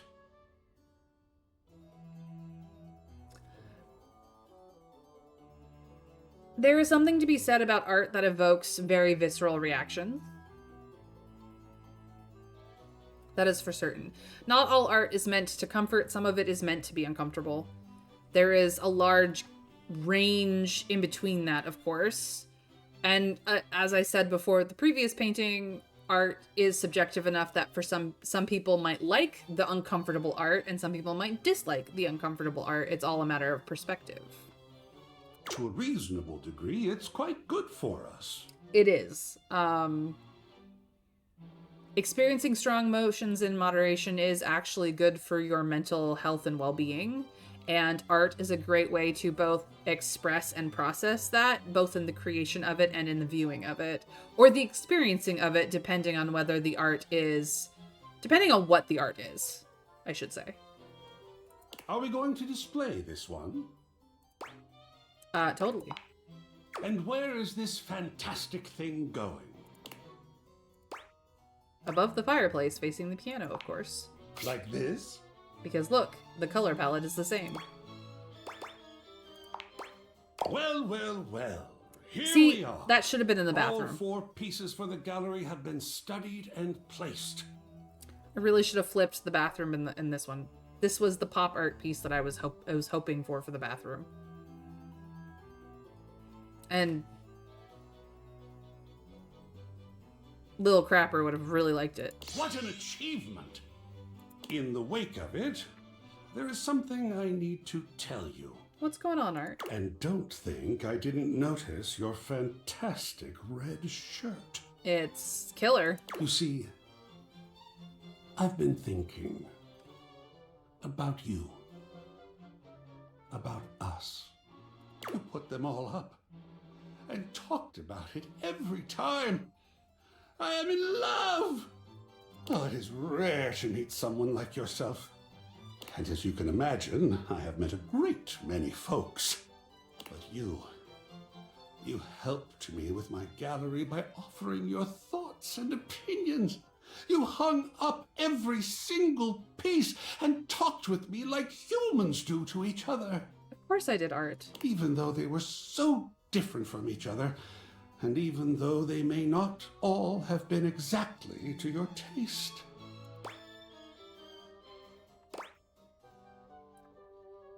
Even if they weren't my taste, I loved talking to you.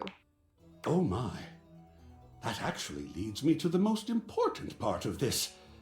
Because, you see, what's more, what is most, really, you talked with me about every single piece. To have someone to talk to, someone willing and smart, someone so vibrant and open-minded. I am happier in this moment than I have ever been. Look, I wanted him to feel all the things. For I am in love with you. I am in love with what we have done. And I must know now, as I have needed to know so often before. What do you think? Can we talk about the great artwork of us? Oh my god, really? Yes, finally. Yay.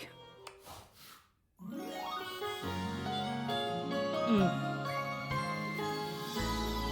have made me feel seen. And there's a lot of you to see.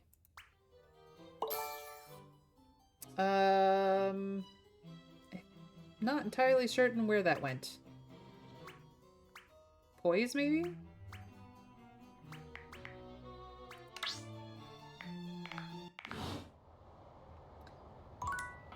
Okay, so that was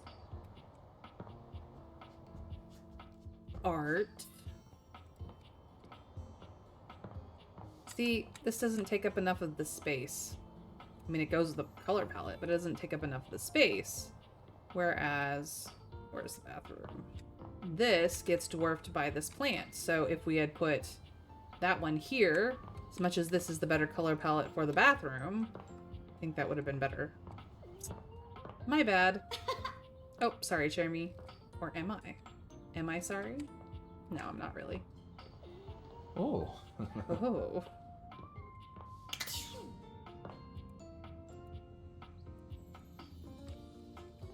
I can't. Okay. Apparently can't water that one. Okay. Well, we have an appointment with the safe. We had best get to Santa and Elf. Art gave you smarts? Oh, good. I probably needed more of those. This one's still here. Can we see what it is? No, it's just blank cabinet. Blank canvas.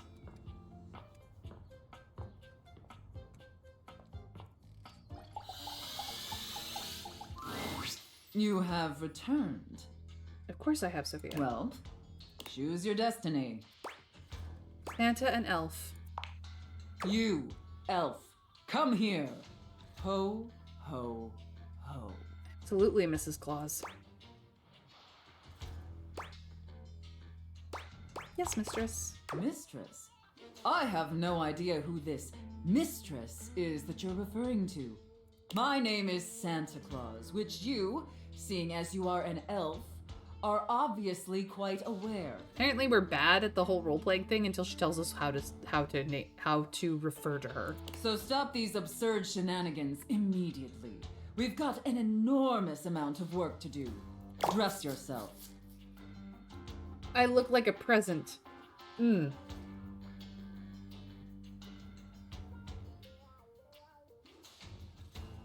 I love it. Like I didn't know what to expect here, but this delightful. And the clock is ticking.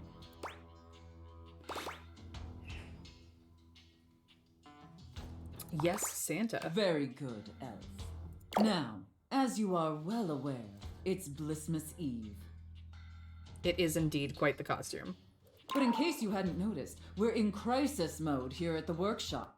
No, not crisis mode. Not on Blissmas. Yes, it is a truly lamentable tragedy.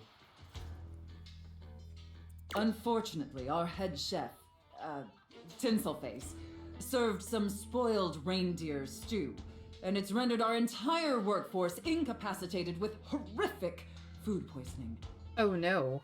Whatever you do, stay away from the bathrooms. Fair. Now there's no one who can help finish preparations for Blissmas Eve. No one. Except you. Looks like I'm doing all the work. How can I help, Santa? I'm going to be completely honest, Elf. You were not my first choice. There's a reason I didn't have you on the production line at all this year. Fair enough, Santa. I am You're a disappointment. Sloppy, lazy, and generally incompetent. In fact, you're one of the worst elves who's ever worked for this organization. I feel like I just haven't been motivated well enough. Just a total embarrassment to the entire North Pole. If there was anyone else who could save Blissmas, I would call them. But there's not. It's up to you. Do you understand? I understand, Santa. Good. All right. First, let's take a look at your workstation. Dear God, this is where you work? This is a sty. Moldy gingerbread houses, half-eaten candy canes. I've never seen such a nasty, unkempt, unprofessional workspace. You are beyond disgusting, and you should be deeply ashamed of yourself. I'm sorry, Santa. Tell me how ashamed you are, Elf, or you're fired. Deeply ashamed, Santa. You're absolutely right, Santa. Such a pathetic and insincere response. A lot of empty flasks of eggnog from all the hard drinking you've been doing. Absolutely. Hi, Pee-Pee. I hope Phasmo's going well for you. It's painfully clear you're not taking me or this position seriously. And you're insulting every hard-working elf that does. You must be punished for this insolence. Here, take this old, gross, half-eaten candy cane and lick it until there's nothing left. Please reconsider, Santa. Enough backtalk. Lick the candy cane. Lick it, Elf. Anything to please Santa. Very good, Elf. You may be pathetically incompetent as an employee, but watching you lick that candy cane pleases Santa greatly. By candy cane, I think she means strap-on. Thank you, Santa. In fact, it's awakening an overwhelming hunger Santa hasn't felt in many Blissmases. A deep, powerful burning. Like a fire flickering across Santa's dewy skin and... Great ghost of Blissmas present, is that really the time? We're even further behind schedule than I feared. Quickly, Elf. I need you to finish building the wooden toys immediately. You like toys, don't you, Elf? Ah, so we are assembling the IKEA furniture for our mistress. Got it. Very much so, Santa. I knew you would. Now quickly, grab your hammer and nails and get to work. That's it, Elf. Nail that wood. Nail that hard, hard wood, you pathetic, worthless elf. Harder! Yes! Just like that! Ah! Yes! Yes! If you haven't figured out what she's actually innuendoing, well, that's on you. Looks like I may have underestimated you, Elf. Thank you, Santa. No, thank you, Elf. Santa is very, very pleased with you. But enough chit-chat. There's still much we need to do before delivery. Now take the wooden toys over to the gift wrap station. They need to be properly wrapped before they can be distributed. Quickly! Yes, Santa. Right away, Santa. Now wrap the presents using this silk ribbon. Tie them up tight. Real tight. I want them tied so tightly that they're losing circulation. Do you get me, Elf? Absolutely, Santa. That's it, Elf. Tie them up real tight. Do you feel that, Elf? Do you feel how tight those ribbons are? I imagine anything tied that tight would be completely immobile, trapped, and utterly helpless. Can you imagine that, Elf? Yep, sure can. Oh yes, Santa. All right, enough gift wrapping. Now let me check the time and... You did it, Elf. You successfully fabricated and wrapped all the gifts with seconds to spare. Honestly, I didn't think it would be possible. But despite your myriad inadequacies, you actually managed to save Blissmas. I think that deserves a reward. Don't you? Please be a Ferrari. That's funny. So I successfully pleased you, Santa? Let's not ruin the surprise. Here, come take a seat on Santa's lap to receive your reward. But first, I need to consult with my list to determine whether you've been naughty or nice. Of course, Santa. According to the list, you've been very naughty this year. I wasn't aware of that, but honestly, I'm not particularly surprised. No one should be surprised at this point. Unfortunately, that means there's only going to be one thing stuffed inside your stocking. A lump of coal. It's what you deserve. I understand, Santa. And scene. I don't know about you, but that left me quite pleased. An adequate and serviceable job, my little wretch. Tell me, did you find it as satisfactory as I did? Absolutely, thank you, mistress. Very good, wretch. It pleases your mistress to hear that. Regardless, you've sufficiently helped me fulfill all my role-playing fantasies, and thus injected some much-needed vivacity into my lackluster late-night activities. And it appears, despite my initial misgivings, that you have proved yourself a satisfactory plaything for your mistress. Thank you so much, mistress. Honestly, and I can't believe I'm saying this, I think you and I could be even more. Don't get me wrong, putting on this persona, building relationships with this specific dynamic, it's a lot of fun. And I love helping my little wretches fulfill their fantasies. But it's only one side of me. It's definitely the side I show the most, but that's partially because I've never really found someone I felt comfortable enough with to share all of me. Oh, she's getting vulnerable and opening up for me. Until now. So what do you say, little wretch? Shall I give you the passcode to my chassis? I'd love nothing more. You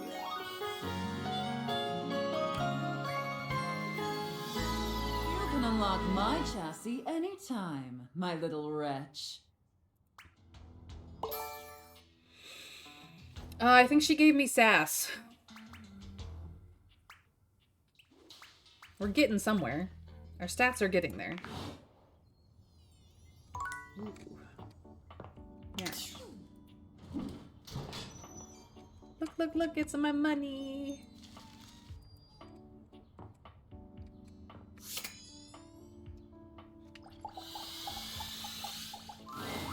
Sophia's gaze is normally fairly stern, but the look she gives you now is downright intimidating. Take care of her, wretch. You got it, mistress. She is a predictable sort. Sheltered. You would do well to treat her with more of the same. With Sophia gone, you finally have a chance to get a proper look at your money. And to your surprise, it seems that she's evaluating you just the same way. She's beautiful, but she has her own sort of intimidating air. The way Sophia protects her, you'd expect her to be a meek little thing, but she has the air of an accountant preparing to lecture you about your irresponsible spending. Huh. Hello? Uh-oh. How much do you need? Nice to meet you. There's no time for pleasantries if you have come to me. How bad is it? What is the financial crisis? Were you recently laid off? Any bills with accruing interest left unpaid? Did you overextend monetary aid to a relative, friend, or an unpromising lover?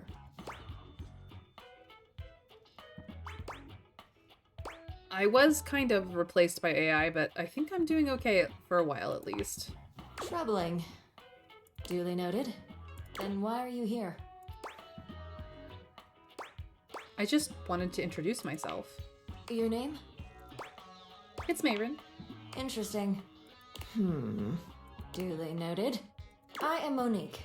As you already know, I am responsible for saving you when you screw up.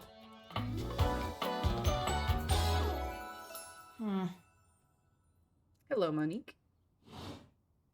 Please refrain from speaking to me unless you are in dire need of accessing your emergency funds. Can't we just hang out? No, I am busy. As I sit here in my safe, my value remains unchanged, save for the rigors of inflation. I could invest you and fight inflation. Leave me to the vagaries of the free market? That would be very dangerous. The quantity of me here constitutes your entire savings, which you should consider as a short-term emergency fund. As you are presumably still getting paid from your employer, you should only consider investing once there are 3 to 6 months worth of expenses saved here. Leaving this safe is unthinkable. Do you understand? I am now stating that any advice and counsel from me is of my own opinion and not of a professional's. Now, to proceed with your question. Depending on your lifestyle and goals, adjust your personal spending to a minimum. Let's say about 10% or less of your paycheck. Then after paying the necessities like rent and utilities, see what remains and save accordingly. Also, get fewer home deliveries. The extra fees add up to a substantial amount. You can find more in this simple budget spreadsheet I've put together. I must go now. Goodbye. Well, that went well, I think. Maybe. We have met Monique. She likes tabulations, balances, and Sophia. She dislikes inattention, sloppiness, and debt. She's voiced by Judy Alice Lee. And we did get my budget, which is terrifying. Cool. We have finished up with Sophia. I think she is realizable. We've gotten all 3 outfits.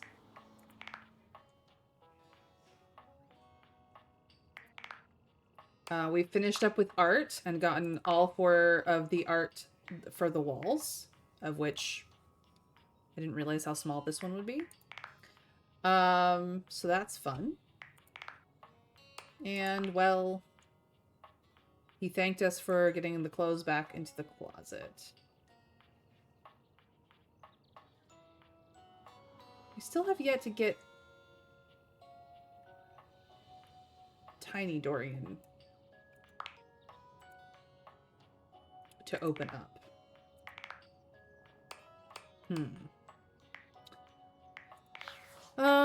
I do have 2 left.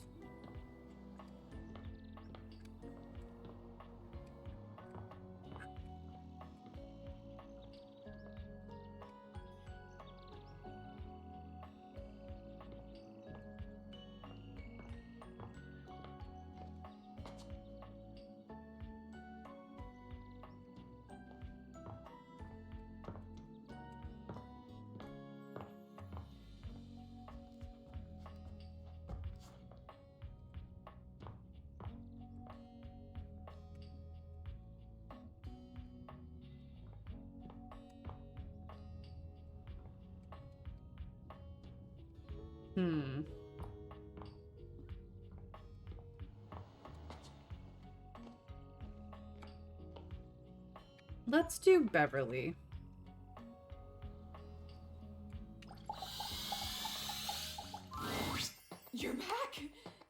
actually came back. I came back, Bev.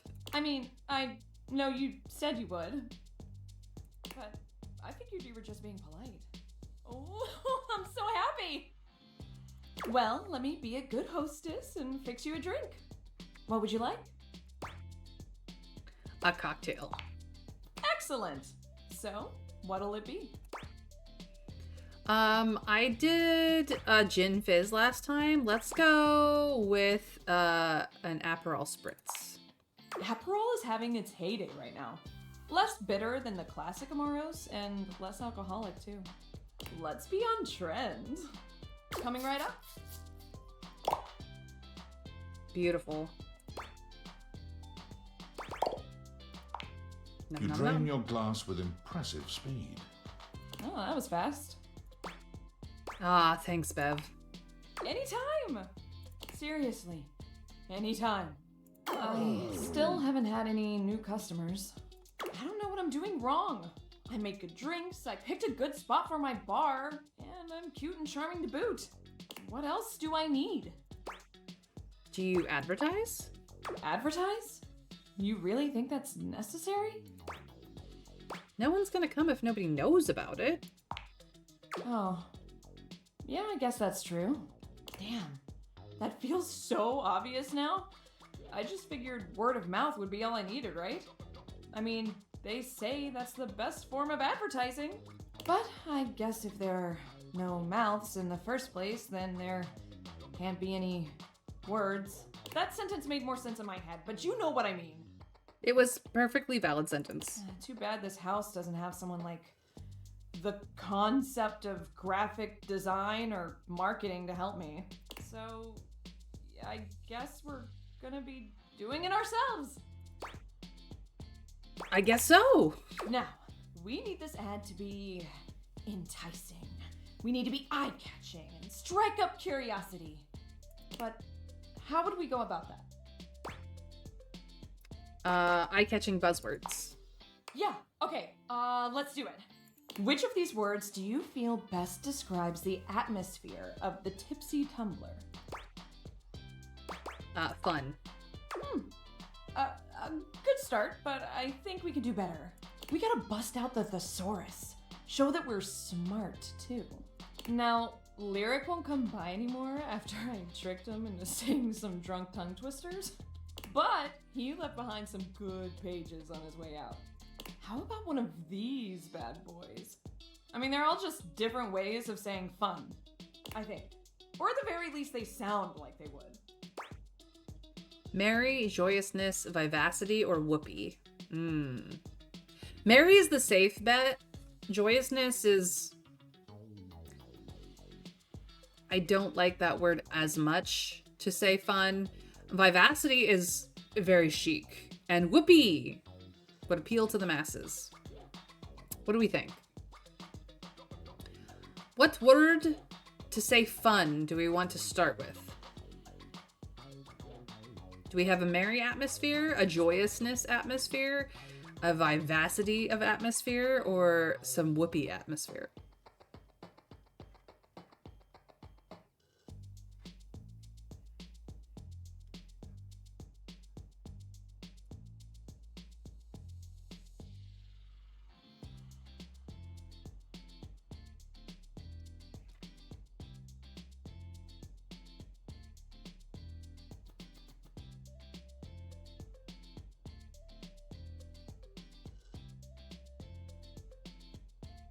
They all mean different things. Vivacious atmosphere? I mean, yes, they all mean different things, but I think this one is the best. That's fun to say. Vivacity. Vi-va-ci-ty. Yeah, now we're cooking. Okay. Bingo, bango, boingo, dunzo. Let's get some more nightmares going.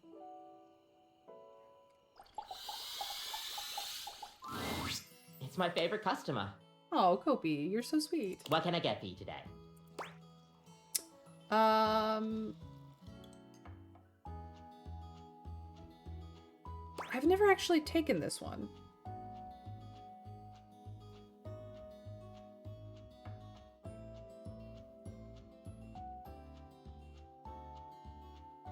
don't. I just was stating a fact. I wasn't clicking on it. I mean, if I'm gonna talk to Nightmare, I need the coffee. So, what kind of coffee should we go for? The tried and true classic latte, the much more dessert-like affogato, or a very needed Irish coffee. Remember, her purpose is to give you drinks. If you turn her down a few times, she hates you. That option makes her sad. Oh, I wasn't going to click it. I was just like, I haven't tried this one yet. I'm gonna go with an Irish coffee. Right. Just, remember that the Irish coffee is going to be a little different. Make sure you can take your alcohol. I absolutely can, and I didn't have any last time, so we're good. Kopi makes a lovely cup of coffee in her expert way, topping it off with a generous pour of cream. You could smell the alcohol even before she hands it to you. Oh, it's strong. It's so good. And there we are. Enjoy. Is there anything you'd like to know about the Irish coffee? Wait, why is there alcohol in here? Yeah, it's more of a cocktail. You know how there's usually espresso martini at bars? The Irish coffee is kind of similar. You've got sugar and whiskey poured over black coffee, stir it up a little bit, and then pour some thick cream over it. There's a lot of ingredients there. Oh, but trust me, it really makes it all worth it when you prepare it correctly. We'll see you next time. Bye, Kopi. Oh, she takes such good care of us. And yet, the animation they show is not an Irish coffee, but just a shot of espresso. Something that I do not do. I am a latte girl in real life. You're gonna head out? About to play some Siege with your cousin and Twitch makes you lag? Yeah, no. Don't play Siege with Twitch on. Go have fun with your cousin.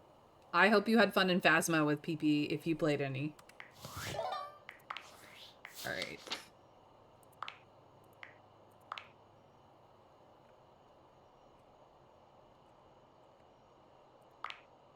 We got 2 out of 9. So there are 9 different drinks.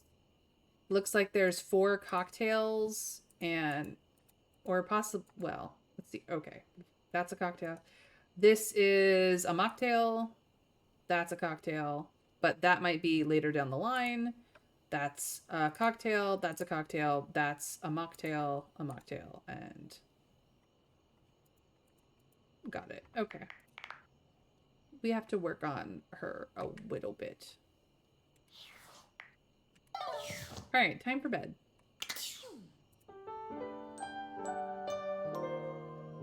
We did a couple, but she had to run off. Nightmare just launched right into an unpleasant dream she prepared for you. But for some reason tonight, she hesitates. Well, I'm glad you had some fun. Have fun with your cousin, Dragon. Whatever the reason, this could be your opportunity to get to know her better, or perhaps to swing your dreams in a more pleasant direction. Oh, that's fair. That's fair. I hope her kiddo feels better soon.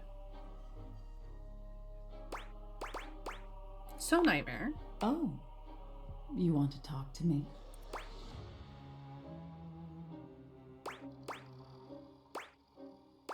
I was thinking maybe we could talk a little before we get down to the scaring. Oh, well, sure. I guess we could for a little while. We've been talking about fear and what your fears mean to you. Would you like to talk about more of your fears? I just want to talk to you, actually. Me? This isn't about me. Ben! I adore you as well. I hope you are well. It's about you. Maybe we should just talk about things you want instead. Tell me your deepest desires. We are talking to Nightmare in Date Everything, so it's gonna get a little nightmarish. We've had embarrassment, body horror, bug phobia, fun times. By fun times, I mean terrorizing. Yeah, she's a little intense. So feel free to sit back, relax, and cross your fingers. You know, I've always wanted a goth girlfriend. You have. Who doesn't want a goth girlfriend? It's hard to tell in the darkness, but you could swear Nightmare blushes. Oh, she's blushing all right. That's interesting. Well, wow. Of all the things to have in your mind. There's all sorts of things in your head, you know. And I can dig through them and try to make the best sense of it I can, but haven't you ever wondered why some of your dreams are so nonsensical? I can make anything scary, but the scariest dreams are the ones that stick with you when you wake. The ones that come from a place of true fear. Things that keep you up at night. So you telling me those things about your biggest fears? It was nice of you.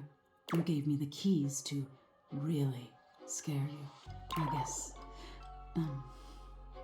I'm not used to people playing along with me.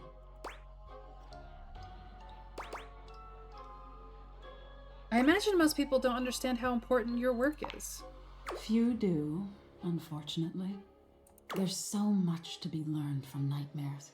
On an animalistic evolutionary level, some say nightmares are sort of like practice for life-threatening scenarios.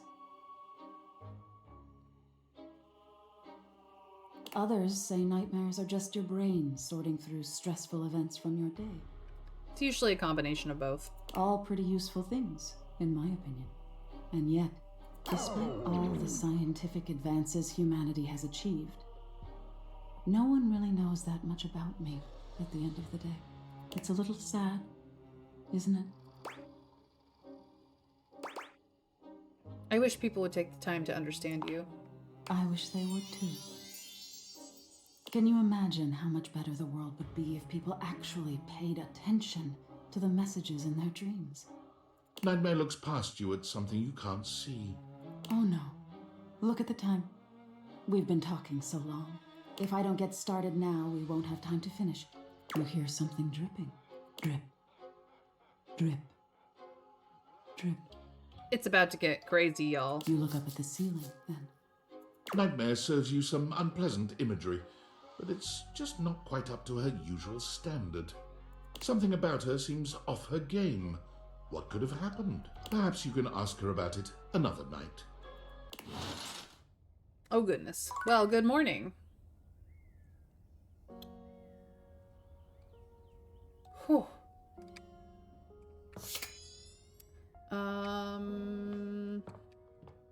Okay. She doesn't want to talk to me about financial decisions at the time being, so we will leave that alone for a hot second. I don't want to deal with Tony today. None of this is sparking joy at the moment. You're annoying. I thought the antagonist... Well, it's fine. Who haven't we talked to yet? Oh, wait. Let's just go to rumors.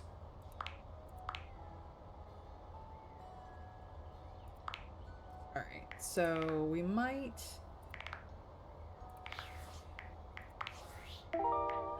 Ah! So one of those four was the computer. Ah, we should follow up with the computer! That's what I needed to follow up with. I knew I was forgetting something. I mean, I have a lot of datables to follow up with, but... You're back! Mac needs an update. Bev needs us to come back as well. Well, at least back interfacing with my operating system in this innovative symmetrical capacity. Hi, Mac. We obviously spent hours already today interfacing in the more traditional sense. Not that I needed to tell you that. You were here after all, pointing and clicking with your usual exquisite confidence. That's what I do. Point and click forever. And oh my god, the double clicking. Have I ever complimented your double clicking? I don't believe so, but I'd love to hear more. Well, you double click so very gently and with such clear affection. It makes my processors purr. Ooh. Aw, thank you.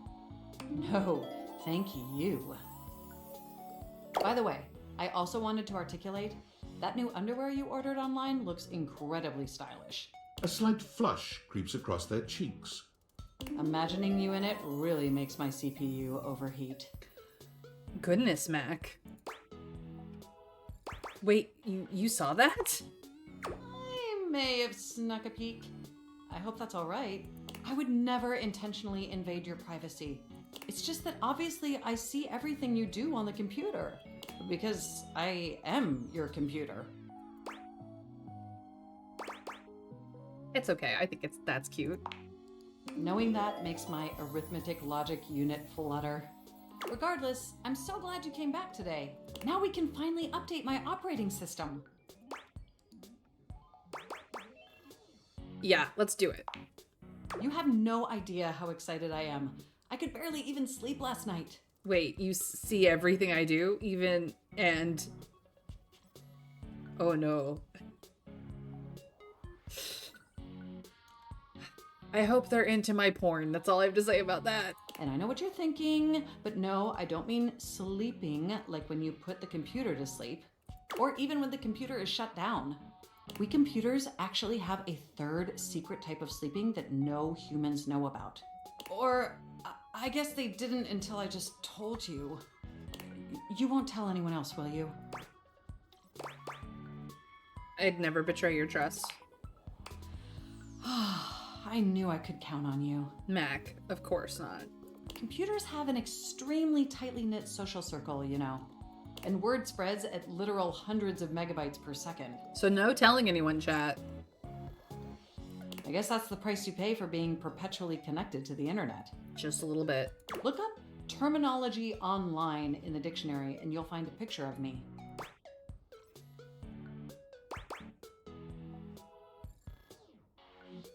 Lucky for you, your modem is painfully outdated.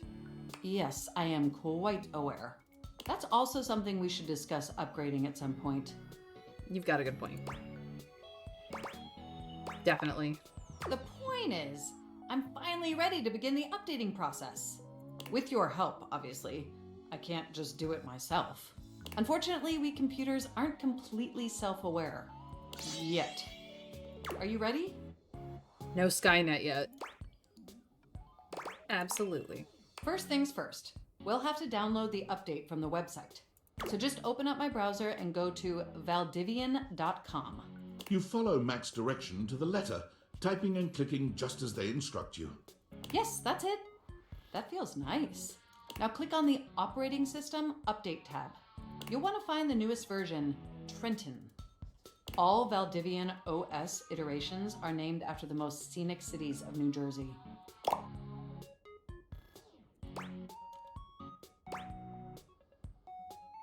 Jersey rules.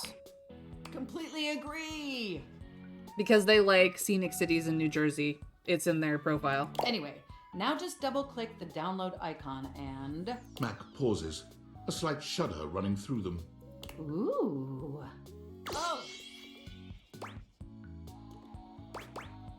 Are you okay? They look away from you, blushing profusely. I'm so sorry. I didn't mean to make those noises. Like I said, it's just that when you double click, it makes my CPU run so... hot. It's incredibly embarrassing.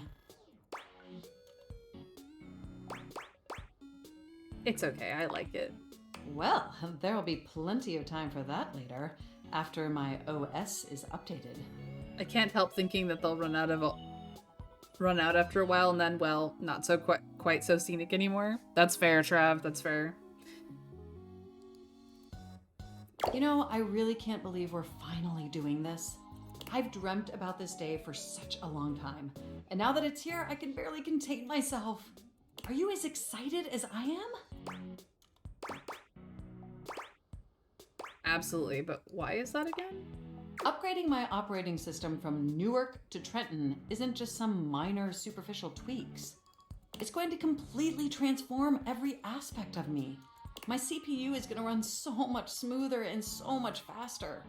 And my new user interface is going to be so sleek and gorgeous and youthful. It's going to be a transformation that Beverly Hills' greatest plastic surgeons only wish they could achieve. Does that pique your interest? Wow, I can't wait. I thought you'd say that. But back to the task at hand. Okay, now that we've downloaded the software, we'll have to install it. So if you just... Oh, shoot! What's wrong? I'm afraid it's an odious impediment. The software update takes up an inordinate amount of space on my hard drive. Terabytes more space than is currently available. The only way out of this predicament is for you to somehow delete a massive amount of data.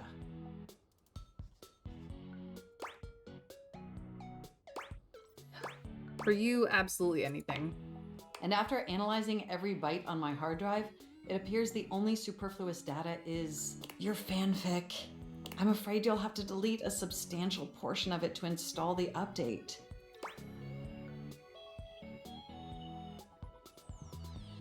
Oh no, what an unforeseeable twist. I understand your trepidation, but just think of what you'll be gaining. Just imagine how smart and clever and gorgeous I'll be once I'm fully updated. If you thought I was sexy running Newark, me running Trenton is gonna blow your mind. So what do you say? Can we delete those files?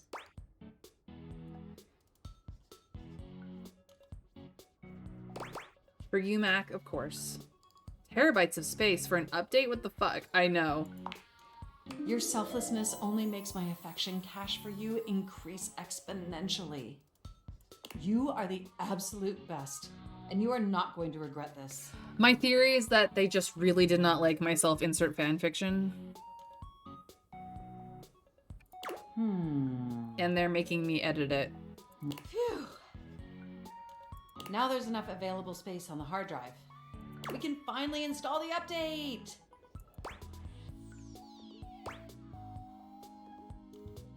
You have no idea how excited I am. Here we go! I mean, they really should have been, saved on a drive offline anyway, just so that in case anything went wrong, I would have a copy of them to continue my self-insert fanfiction. But, you know. It's installing! I'm so excited this is finally happening! Yeah, Mac's dislike is romance novels, and you write a lot of adult-themed self-insert fanfictions, apparently, so it's totally that, yeah.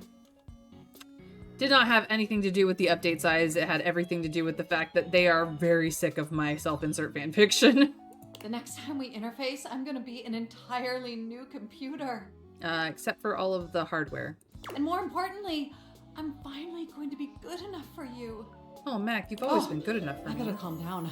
If I get too excited, my CPU will overheat again.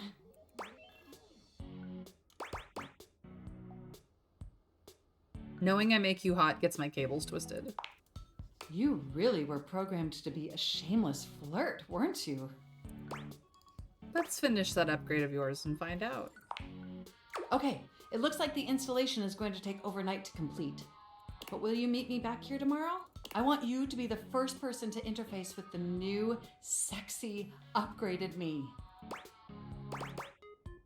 Wouldn't miss it. My processors are positively buzzing with excitement.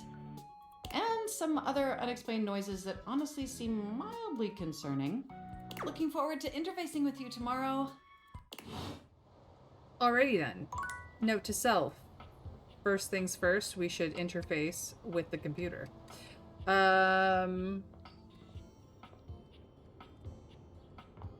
Let's see what Front Dorian has to say. Once again, Dorian stands in your way. Are you trying to leave again?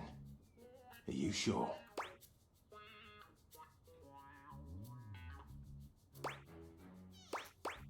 I was just trying to say hello. Ah, thinking of getting to know me better. As if I would have more to say than last time. I would suggest speaking with my other forms around the house. I'm always on task here at the front. Strictly business. Oh, that's Dorian. Alright. We have lots of unfinished business places, but where do we want to go exactly? Ah! Is it's you again. Hello, Stefan. Someone must like the heat of the kitchen. Maybe I like how hot you are. Oh, I see how it is. You have no respect for how much attention cooking takes. There are plenty of others in this kitchen you can date. Who aren't me! Mr. Cluckles. Yeah, you're right. You always right. I'll calm down. I'm blind baking a pie crust, okay? I need to focus. Chat with some of the others and maybe I'll have time for it. Ah, yes, it's ready. Go on, boil off. I got custard to whip up. Alrighty then. Salt and pepper shakers, let's go. Ah, my faithful companion. Michelin. Care to join me for another review? Absolutely. I'd love to. So, where should we go? Daisuke's sushi spot in the dining room is supposed to be pretty swanky. Freddy Yeti has an ice cream joint in the kitchen that's worth checking out. Let's do sushi. Mitchell leads you to the dining room. He seems excited, or about as excited as a critic like Mitchell can be about a new place. I've heard only good things about Daisuke's place so far. Let's hope it lives up to expectation. You walk into a rather austere space, every element seemingly selected for its clean and unpretentious elegance. It's very Daisuke. The counters are of raw pine, finished to a glossy luster. The walls are shoji-style screens, and the doors slide open with a soft hiss that seems engineered to bring you entirely into your sophisticated surroundings. A water feature drips delightfully in the background. You feel instantaneously relaxed and intrigued. Ah, here comes the owner now. Irashaimase. Daisuke greets you both with a warm smile. Welcome to Omakase Daisuke. I am pleased to see you both. Always nice to see you, Daisuke. It's obvious you've put a lot of work into this endeavor. He's finally gotten back to his passions after realizing that inventorying the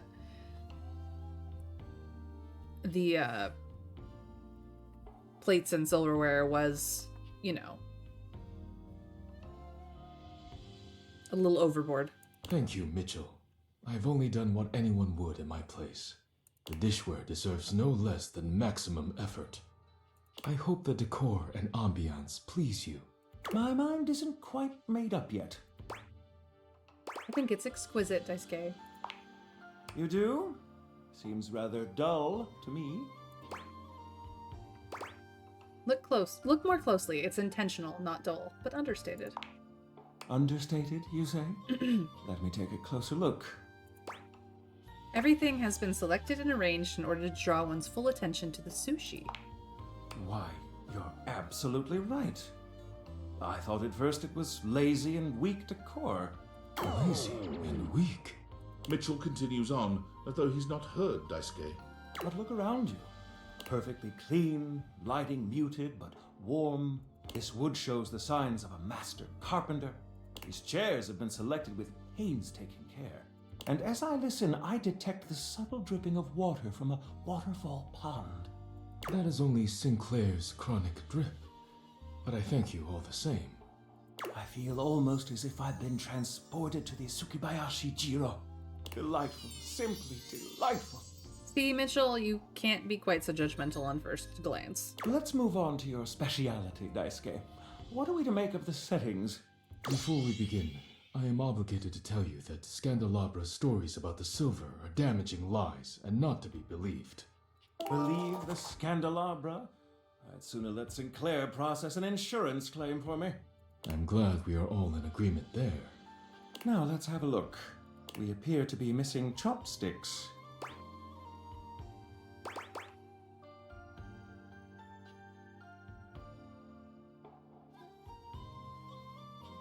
We could ask, or we could say something. So we could ask why this is Daisuke. We could say chopsticks are properly only offered in Chinese restaurants. Chopsticks are brought out after the first course, or traditionally sushi is eaten with the hands. Which one is true? Could be all of them are true. Which one do we want to say? Chat, weigh in if you would like. I would love to hear from you.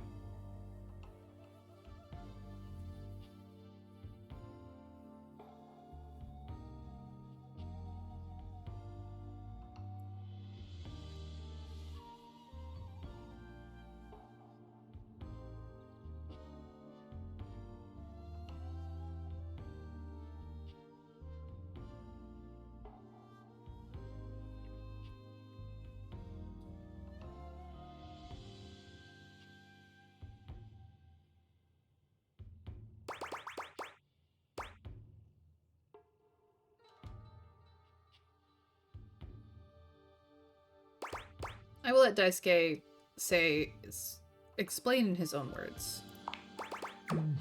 Traditionally, sushi is eaten with the hands. All right, let's get down to business. I'm starving. As the name suggests, we offer only omakase.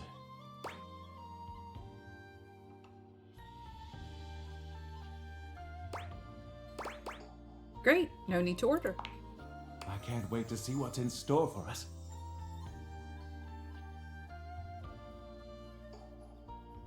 Okay, now, when the first course comes, let's...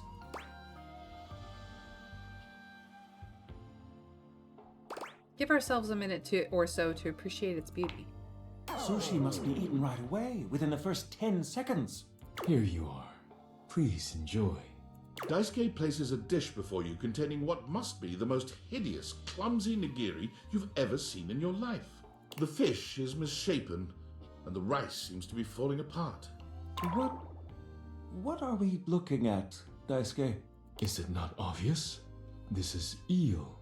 I see.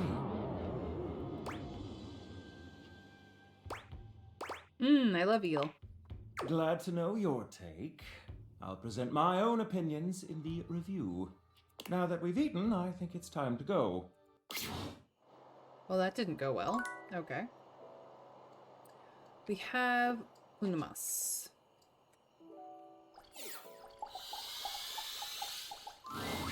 It's my favorite customer.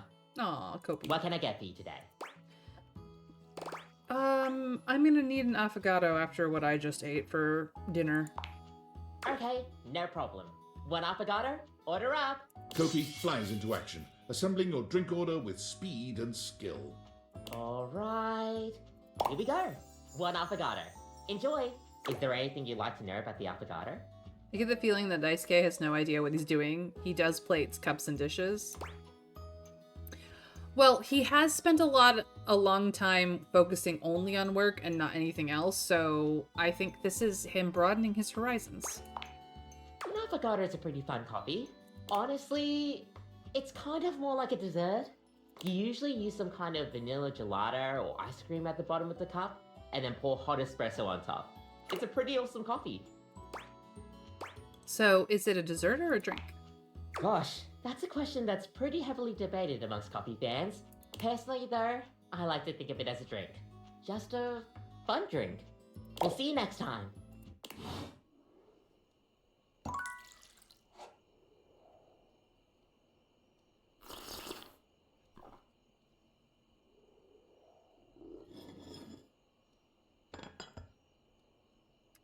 Coffee got.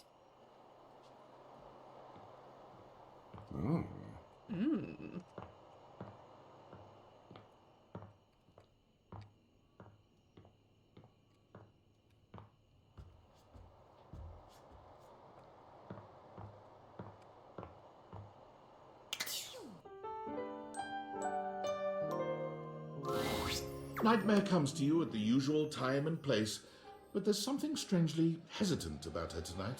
She fidgets with the dark wisps at the edges of her being, the same way one might fidget with their hair. Hello, my dear. Hey, Nightmare. Hey, you. The other night, were you afraid? You know, I did my best, but I got the feeling you weren't all that scared. You did feel a little off your game, if I'm being honest. I knew it. I knew something was wrong. Nightmare sighs, her horrifying shoulders sagging visibly. You've never seen her look so out of sorts. I knew it. I knew better, but I did it anyway. Did what? I let you see more of myself than I intended. I'm losing some of my mystery. I'm losing my ability to frighten you.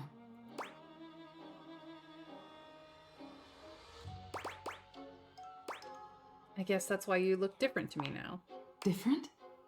Nightmare turns to look at the wall to your left, which is now just one massive mirror. When she sees her own reflection, she screams. Well, it's partly because of all the guides I'm finding online about how to properly use chopsticks to eat sushi, which is the right way to do it, and then the right order to eat in, light first moving towards darker, apparently. And how much sauce to use? Some people take this seriously. Yes. Sushi can be quite the contentious thing. Doing sushi properly is a much discussed and argued over thing. And honestly, it really depends on what kind of sushi you go for. It like sushi, the word itself, I believe, is Japanese, but the concept of a raw fish meal with rice is from a lot of Asian countries. So, you know, a lot of countries that border along the sea, or even just have a great amount of like freshwater fish, do some form of raw fish. So it's a whole thing. When did this happen? Oh no. No, no, no, no, no, no, no. Are you okay? No! Nightmare is pulling at the shadows that make up her body, like one might pull at clothing. I just thought, if I could teach you about fear, you'd learn about the darkest reaches of your mind and stop fighting your nightmares. If I can't even scare you, what good am I? Why do you have to scare me? It's my entire reason for existing. If I can't scare you, I'm nothing. You can fix this. You're going to be afraid of me. She rounds on you suddenly, pointing a finger at you and letting out an unearthly screech that raises goosebumps all over your body. But despite even that fairly decent effort, you can't help but feel unthreatened.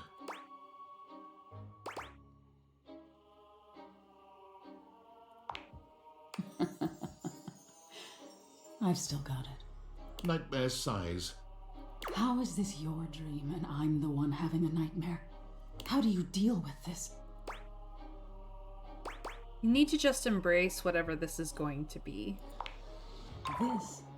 What do you mean by this? Whatever this relationship between us is going to be. Relationship? No, no, no, no, no. Wake up! Wake up! You wake up suddenly, sweaty and alone. Your heart races, but you're not afraid. What is this feeling? Lust. Absolutely. But once I found out that you were nice and trying to be helpful with the freaky dreams, I just stopped finding you scary. Yeah. Basically that. Alright, well, this is the end of my my stream, so we'll get in a cheeky save.